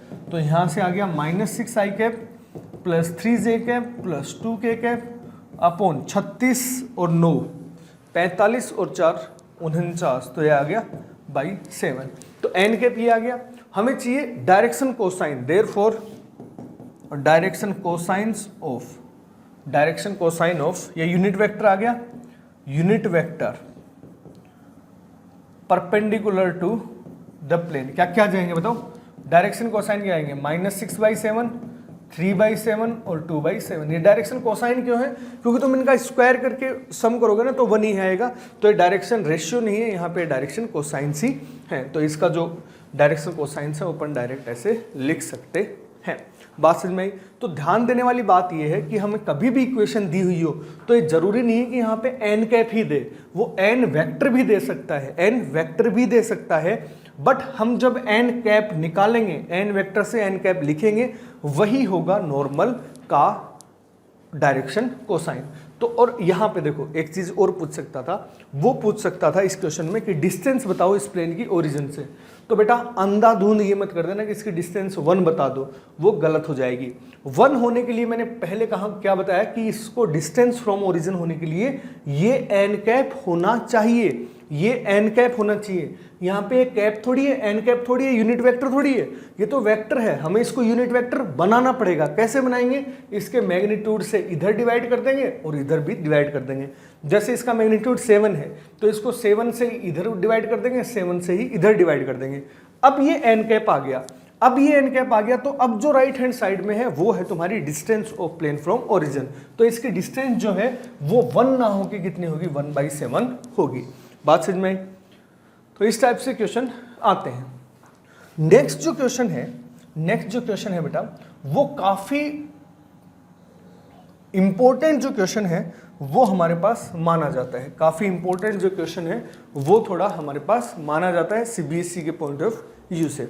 देखो इस क्वेश्चन में क्या पूछा है और क्या क्या हमें बताना है वो मैं थोड़ा पूरा एक्सप्लेन करूंगा। ठीक है, ये एक हमें प्लेन गिवन है 2x - 3y + 4z - 6 = 0। ठीक है, प्लेन की कार्टेशियन इक्वेशन यही होती है ax + by + cz + d = 0। ये कार्टेशियन इक्वेशन ऑफ प्लेन होती है। जैसे वेक्टर इक्वेशन हमने r.n = d पढ़ा, कार्टेशियन इक्वेशन इस टाइप से होती है। हमें क्या चाहिए? हमें इस क्वेश्चन में चाहिए find the coordinates of foot of perpendicular drawn from origin. ये ओरिजिन है, हमें इस वाली ओरिजिन से ड्रॉप किया हुआ इस प्लेन के ऊपर फुट ऑफ परपेंडिकुलर चाहिए। ओरिजिन से ड्रॉप किया हुआ फुट ऑफ परपेंडिकुलर चाहिए। ठीक है, मतलब ये पॉइंट P है तो हमें Q यहाँ पे ये चाहिए। ठीक है, तो देखो एक चीज ध्यान रखना बेटा, एक चीज हमेशा ध्यान रखना, ये तुम जो भी तुम्हारे पास x y z होते हैं, ये मैं यहां लिख देता हूं। If equation of plane is ax + by + cz = d, ये द इक्वेशन ऑफ प्लेन है, then a, b, c are direction ratios of normal of plane. ABC क्या होते हैं? डायरेक्शन रेशियो होते हैं नॉर्मल ऑफ द प्लेन। ये यदि ABC हैं तो ax + by + cz मतलब x का कोफिशिएंट, y का कोफिशिएंट और z का कोफिशिएंट जो ABC है वो क्या होते हैं? डायरेक्शन रेशियो होते हैं इस प्लेन के परपेंडिकुलर। तो ये जो प्लेन है इसके परपेंडिकुलर के डायरेक्शन रेशियो हमें पता है, इसके परपेंडिकुलर के डायरेक्शन रेशियो हमें पता है। तो इसके परपेंडिकुलर के डायरेक्शन रेशियो क्या आगे? 2 - 3 and 4। Therefore equation of line PQ, ये हम लिख सकते हैं क्या बताओ? इक्वेशन ऑफ लाइन PQ लिख सकते हैं भैया, इस पॉइंट से पास कर रहा है और इसके डायरेक्शन रेशियो ये हैं, तो इस पॉइंट से पास कर रहा है मतलब x - 0 y - 0 z - 0 upon 2 - 3 4, 2 - 3 and 4। और बेटा एक और कॉन्सेप्ट यहां पे मैं तुम्हें बताना चाहूंगा। एक और कॉन्सेप्ट क्या है? कॉन्सेप्ट है any point on a line. किसी भी लाइन पे कोई पॉइंट अज्यूम करना हो तो हम कैसे लेते हैं? हमें मान लो इक्वेशन ऑफ लाइन ये दे रखी है, L = A लिख दो यहाँ पे, y - y1 = b, z minus z1 upon C, कोई भी पॉइंट एज्यूम करना होगा तो हम इसको बराबर लैम्डा पुट कर लेंगे, और जो भी एक्स वाई जेड आए तो x यहाँ से कितना आ गया, इसको और इसको कंपेयर किया तो x कितना आया a lambda plus x1, y कितना आया b लैम्डा प्लस y1, और c कितना z कितना आया c लैम्डा प्लस z1। तो p जो पॉइंट है वो अपना ये हो गया। तो कोई भी पॉइंट किसी लाइन पे एज्यूम करना हो तो हम इस टाइप से एज्यूम करेंगे। तो लेट q के जो कोऑर्डिनेट्स हैं वो हम देखो, ये जो q होगा वो इस लाइन के ऊपर तो होगा ही होगा, q इस लाइन के ऊपर होगा, तो इस q के मैं पॉइंट्स एज्यूम कर लेता हूं लैम्डा मान के। तो q के पॉइंट आ गए 2 लैम्डा माइनस 3 लैम्डा और 4 लैम्डा। चमका, q के पॉइंट्स आ गए। समझ में आया क्या क्या किया है? पहले अपन ने इस लाइन की इक्वेशन लिखी, लाइन की इक्वेशन लिखनी होगी, फिर हमने q के पॉइंट्स लिख दिए। q के पॉइंट्स कोई भी पॉइंट मान लिया q जो कि लैम्डा बराबर लैम्डा करके आएगा, तो q के पॉइंट्स आ गए u। ठीक है, बिकॉज अब देखो हमें फुट ऑफ परपेंडिकुलर चाहिए, मतलब q प्लेन के ऊपर है, because q lies on plane. q जो है वो प्लेन के ऊपर लाई करेगा, तो इसमें लैम्डा सेटिस्फाई भी करेगा, है ना, मतलब ये जो q पॉइंट है ये सेटिस्फाई भी करेगा। Plus 4 into 4 lambda minus 6 equals to 0। यहाँ से तुम्हारे पास लैम्डा की वैल्यू आ जाएगी। लैम्डा की वैल्यू कितनी है देखो, 4 प्लस 16 इज 20, 20 प्लस 9 इज 29। तो तुम यहाँ पे लिखते हो 29 लैम्डा माइनस 6 इक्वल्स टू 0, तो यहाँ से लैम्डा आ गया 6/29। देयरफॉर q के जो कोऑर्डिनेट्स हैं वो कितने आएंगे, 2 इंटू 6/29, भाई यहाँ इसको पुट कर दो, माइनस 3 6 इंटू 29, 4 इंटू 6 इंटू 29, ये हमारे पास q के कोऑर्डिनेट्स आ जाएंगे। q के कोऑर्डिनेट्स पता लगा, कैसे फाइंड आउट करते हैं? किसी भी प्लेन पे किसी भी पॉइंट से यदि फुट ऑफ परपेंडिकुलर के कोऑर्डिनेट्स निकालने हैं, फुट ऑफ परपेंडिकुलर मतलब यहाँ से परपेंडिकुलर ड्रॉ करो, जो भी इस प्लेन को कट करेगा पॉइंट, उसी पॉइंट के कोऑर्डिनेट्स हमें चाहिए, उसी को बोलते हैं फुट ऑफ परपेंडिकुलर। कैसे फाइंड आउट किए जाते हैं? वो फाइंड आउट किए जाते हैं, हम पहले इस लाइन की इक्वेशन लिखते हैं। कैसे लिखेंगे? इस प्लेन के हमें परपेंडिकुलर के डायरेक्शन रेशियो पता होते हैं, तो हमने ये परपेंडिकुलर के डायरेक्शन रेशियो लिखे, ये लाइन की इक्वेशन लिखी, q पॉइंट एज्यूम कर लिया लैम्डा मान के, q पॉइंट आया। अब ये पॉइंट इस प्लेन के ऊपर है तो इसकी कंडीशन लगाई, तो यहाँ से लैम्डा की वैल्यू लिख दी, लैम्डा की वैल्यू आती है, हमने q के कोऑर्डिनेट्स लिख डाले। कई बार क्या होता है, हमें ये q के कोऑर्डिनेट ना पूछ के हमें p की इमेज पूछ लेता है इस प्लेन के रेस्पेक्ट में। ठीक है, q का कोऑर्डिनेट ना पूछते हुए हमें p की इमेज पूछ लेता है इस प्लेन के रेस्पेक्ट में। तो देखो कैसे निकालेंगे। पहले हम इमेज निकालने के लिए डायरेक्ट इमेज नहीं निकालेंगे, पहले हम ये q पॉइंट निकालते हैं। पहले अपन ये q पॉइंट निकाल लें, तो q पॉइंट आ गया। अब q पॉइंट जो है वो इस पॉइंट और इसकी इमेज का मिड पॉइंट तो होगा ही होगा ना भाई। q पॉइंट इस प्लेन पे है और प्लेन को मिरर मानते ही तुम इसकी इमेज निकालोगे, तो q पॉइंट इसका मिड पॉइंट होगा। तो p पॉइंट और इसकी इमेज का मिड पॉइंट q है, तो उससे वो जो इमेज है उसके कोऑर्डिनेट्स हम फाइंड आउट कर सकते हैं, उसकी इमेज के जो कोऑर्डिनेट्स हैं वो हम फाइंड आउट कर सकते हैं। तो इस हिसाब से हम इसमें P के किसी भी पॉइंट से फुट ऑफ परपेंडिकुलर निकालना हो या किसी भी पॉइंट की इमेज निकालनी हो प्लेन के रिस्पेक्ट में, तो हम फाइंड आउट कर सकते हैं। और ये क्वेश्चन काफी बार पूछा जाता है, कभी तो फुट ऑफ परपेंडिकुलर पूछ लेता है, कभी इमेज पूछ लेता है। तो इस टाइप से तुम ये क्वेश्चन जो हो जरूर, मतलब ये थोड़ा क्वेश्चन हो वो ढंग से कर लेना, क्वेश्चन आ सकता है। ठीक है, नेक्स्ट हम दूसरा टाइप पढ़ते हैं। हम 3 टाइप पढ़ते हैं ना, हमने 3 टाइप के प्लेन पढ़ने का वो किया था। एक तो हो गया नॉर्मल फॉर्म जो अभी हमने पढ़ी, दूसरा है equation of plane perpendicular to a given vector, जो कि एक वेक्टर के परपेंडिकुलर होगा and passing through a given point, एक गिवन पॉइंट से पास कर रहा होगा। मतलब कहने का मतलब यदि मैं सिंपल से समझाऊं तो एक पॉइंट ए से तो ये प्लेन पास कर रहा है और किसी एन वेक्टर के जो प्लेन है ये क्या है, परपेंडिकुलर है। तो ऐसी प्लेन की जो इक्वेशन है, वेक्टर इक्वेशन है, वो कुछ इस टाइप से दी जाती है। वेक्टर इक्वेशन है वो इस टाइप से दी जाती है। और यदि मैं बात करूं कार्टेशियन इक्वेशन की, तो कार्टेशियन इक्वेशन हम इस टाइप से इसको लिखते हैं। ये इक्वेशन जो है याद होनी चाहिए ना। वेक्टर इक्वेशन कैसे लिखी जाएगी, किस प्लेन की, जो कि एक पॉइंट ए से पास कर रहा हो और उसका नॉर्मल वेक्टर एन हो, तो उसकी हम इक्वेशन ऐसे लिखेंगे। और यदि हमें चाहिए कार्टेशियन इक्वेशन तो कैसे लिखेंगे।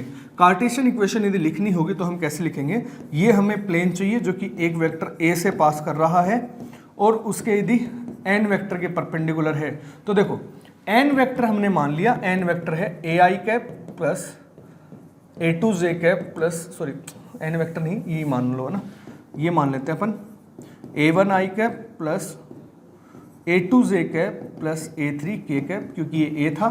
n वेक्टर हमने मान लिया, क्या मानोगे, A I cap plus B J cap plus C K cap, ये मान लो n वेक्टर।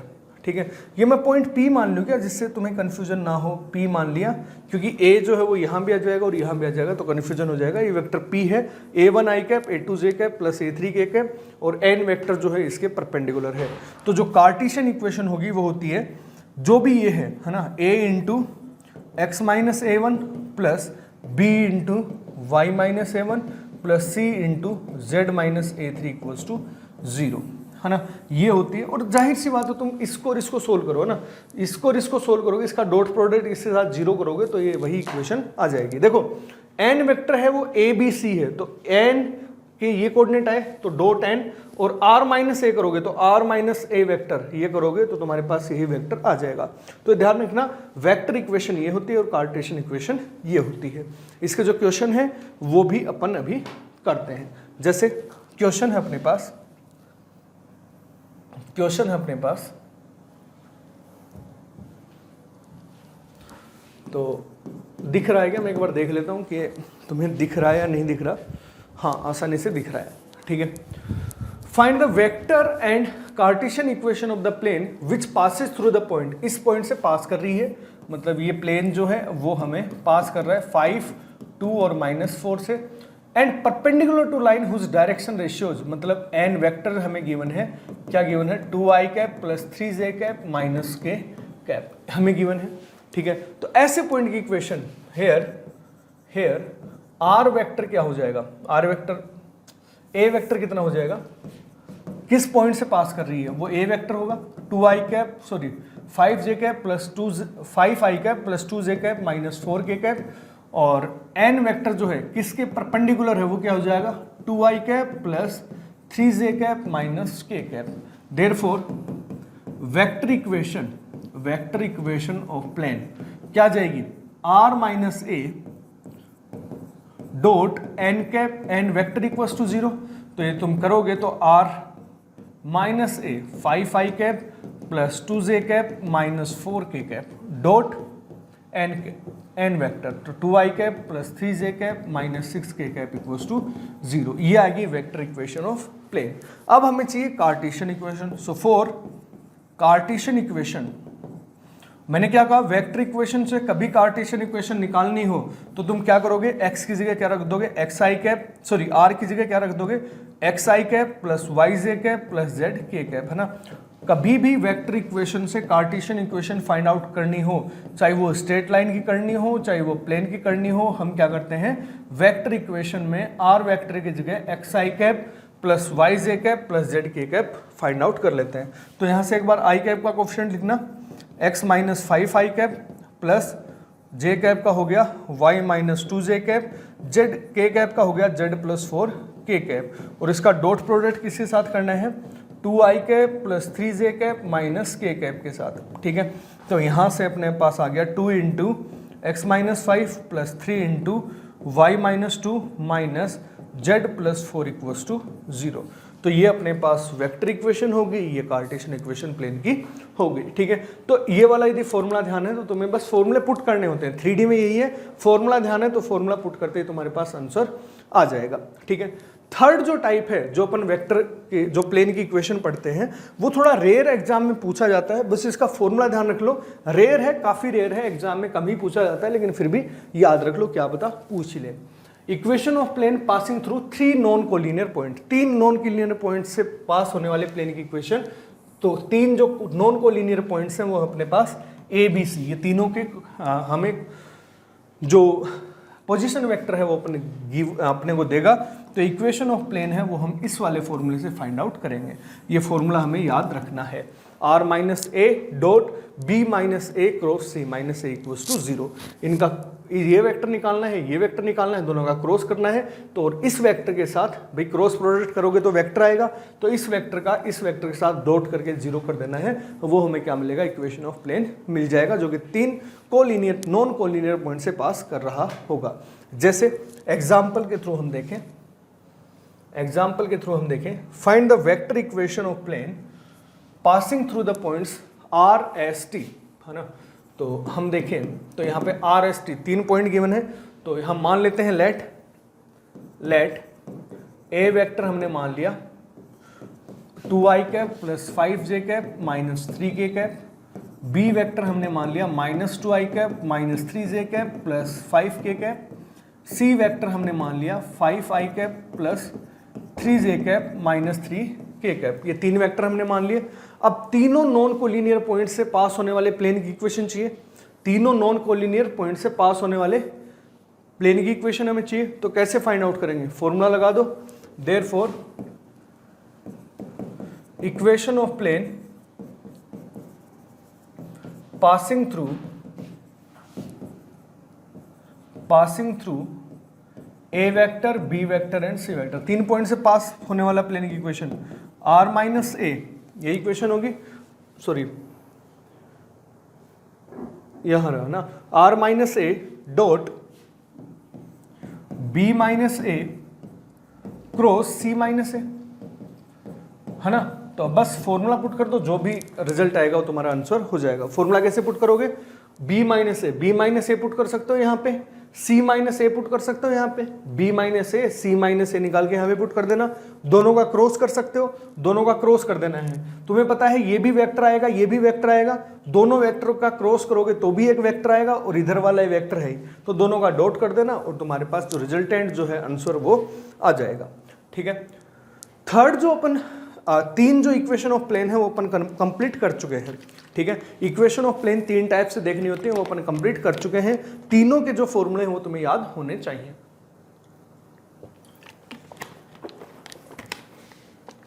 अब अपन देखते हैं plane passing through the intersection of 2 planes. 2 plane के इंटरसेक्शन से यदि कोई प्लेन पास करे, कहने का मतलब ये है, एक तुम्हें प्लेन P1 गिवन है, दूसरा तुम्हें प्लेन P2 गिवन होगा। ठीक है, 2 प्लेन P1 और P2 गिवन है, इससे पास होने वाला प्लेन एक और जो P3, क्या कर दिया है मैंने,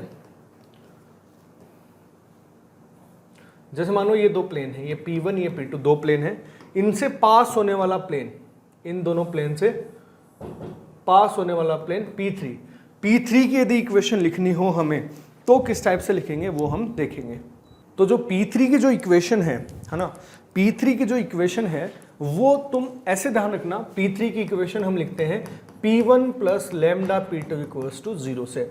ऐसे प्लेन की इक्वेशन जो कि 2 प्लेन के पॉइंट ऑफ इंटरसेक्शन से पास कर रहा हो, उसकी इक्वेशन हम लिखते हैं P1 plus lambda P2 equals to 0 पे। जहां लैम्डा की वैल्यू चेंज करते जाओगे तो ये प्लेन भी चेंज होता जाएगा, है ना। कैसे, इन दोनों के इंटरसेक्शन से पास होने वाला ये एक ही तो प्लेन है नहीं, एक प्लेन तो है नहीं, इसके पॉइंट ऑफ इंटरसेक्शन से ये P4 भी पास होगा, इनके पॉइंट ऑफ इंटरसेक्शन से ये P5 भी पास होगा। इनफाइनाइट प्लेन्स आएंगे, तुम लैम्डा की अलग अलग वैल्यू लेते जाओगे, ये अलग अलग प्लेन्स जो हैं वो आते जाएंगे। तो लैम्डा की इनफाइनाइट वैल्यूज, मतलब इनफाइनाइट प्लेन ऐसे होंगे जो कि P1 और P2 के पॉइंट ऑफ इंटरसेक्शन से पास कर रहे होंगे, तो उसकी इक्वेशन तुम जाहिर से ध्यान रखना P1 plus lambda P2 equals to 0। अब तुम बोलोगे सर इस लैम्डा क्या करें, तो बेटा कुछ यदि वो स्पेशल प्लेन यदि निकालना चाह रहा है, स्पेशल प्लेन यदि उसको चाहिए, तो लैम्डा को निकालने के लिए वो कुछ स्पेशल कंडीशन भी देगा कि प्लेन जो है वो इस पॉइंट से पास कर रहा है, प्लेन की डिस्टेंस ओरिजिन से ये है, तो वो सब प्रॉपर्टी लगाने से हमें लैम्डा की वैल्यू आएगी, वो हम लैम्डा पुट करेंगे, क्वेश्चंस में हम देखेंगे। ठीक है, ये हुई हम जनरल जो बात है P1 plus lambda P2 equals to 0। यदि वेक्टर फॉर्म में हम देखें तो जैसे P1 की इक्वेशन हमें दे दी r dot N cap equals to d, P2 की इक्वेशन दे दी r dot N cap equals to D2, ये सॉरी N1 और N2 ऐसे है। ठीक है, r डॉट N1 और r dot N2 equals to 0। ठीक है, ये वेक्टर हैं, सॉरी ये यहां पे r डॉट N1 वेक्टर है ना, कुछ भी हो सकता है वेक्टर। ये, ठीक है। तो equation of plane which passes through point of intersection, P1 और P2 के पॉइंट ऑफ इंटरसेक्शन से पास कर रहे हो तो तुम लिखोगे कैसे, P1 इक्वेशन ये लिखोगे r.n1 minus d1 plus lambda P2 equals to 0 करना, वो वाली कंडीशन लगाना और ये इक्वेशन तुम्हारे पास आ जाएगी। ये ध्यान नहीं रखना है तुम्हें, वही ध्यान रखना है P1 plus lambda P2 equals to 0 की कंडीशन तुम्हें ध्यान रखनी है, और वही इक्वेशन क्या होगा, दोनों के पॉइंट ऑफ इंटरसेक्शन से पास होने वाला प्लेन होगा। चलिए क्वेश्चन जो है वो कैसे करते हैं वो अपन देखते हैं। क्वेश्चन है अपने पास,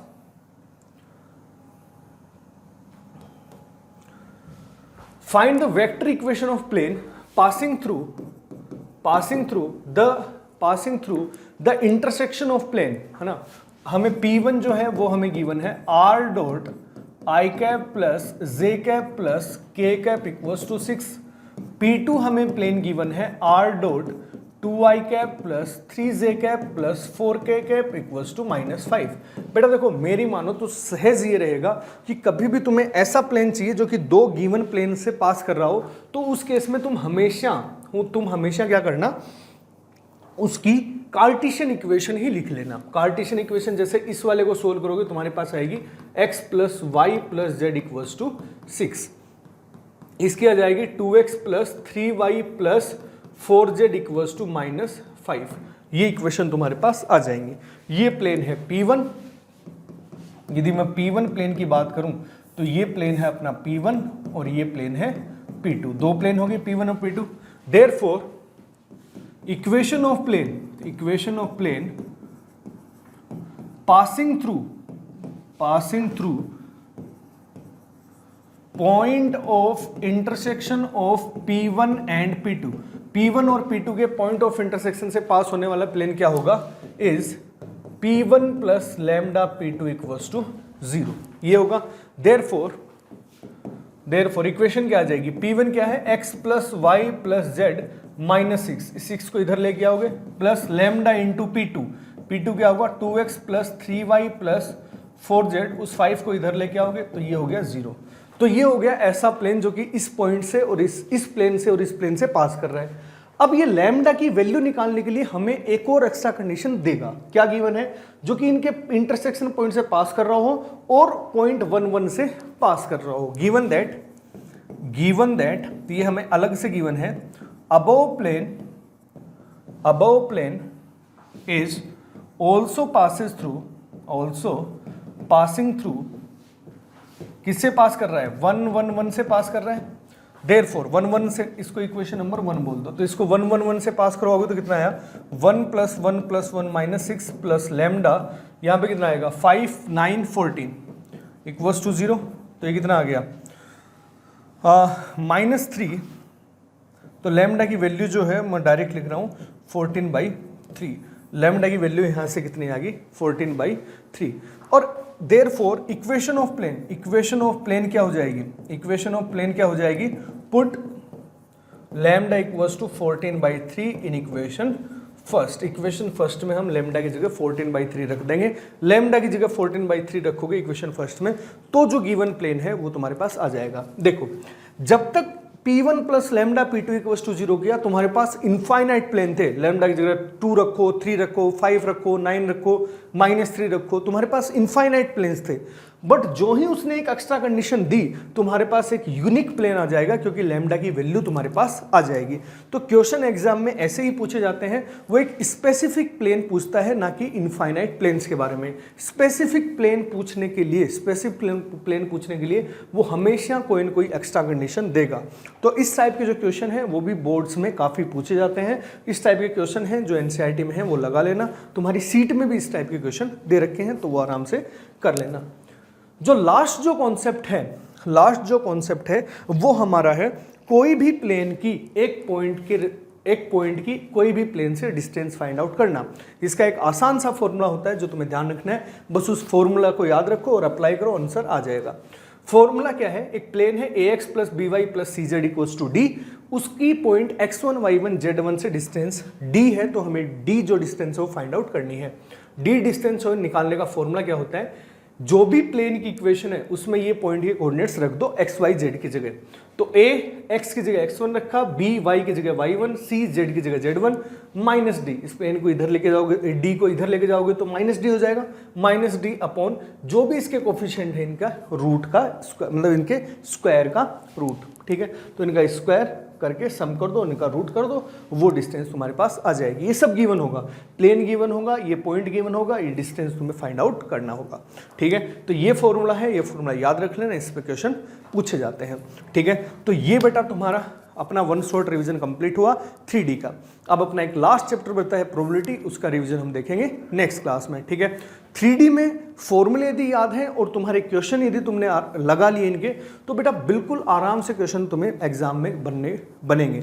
3D वेक्टर जो है वो सबसे ज़्यादा स्कोरिंग पोर्शन है 12th क्लास के टर्म 2 सिलेबस में देखें तो उसके अकॉर्डिंग, ठीक है। तो ये ढंग से कर लेना, जो भी डाउट हो पूछ लेना, ठीक है। सो मिलते हैं नेक्स्ट चैप्टर में अगली क्लास में प्रोबेबिलिटी के साथ, तब तक के लिए बाय बाय, टेक केयर।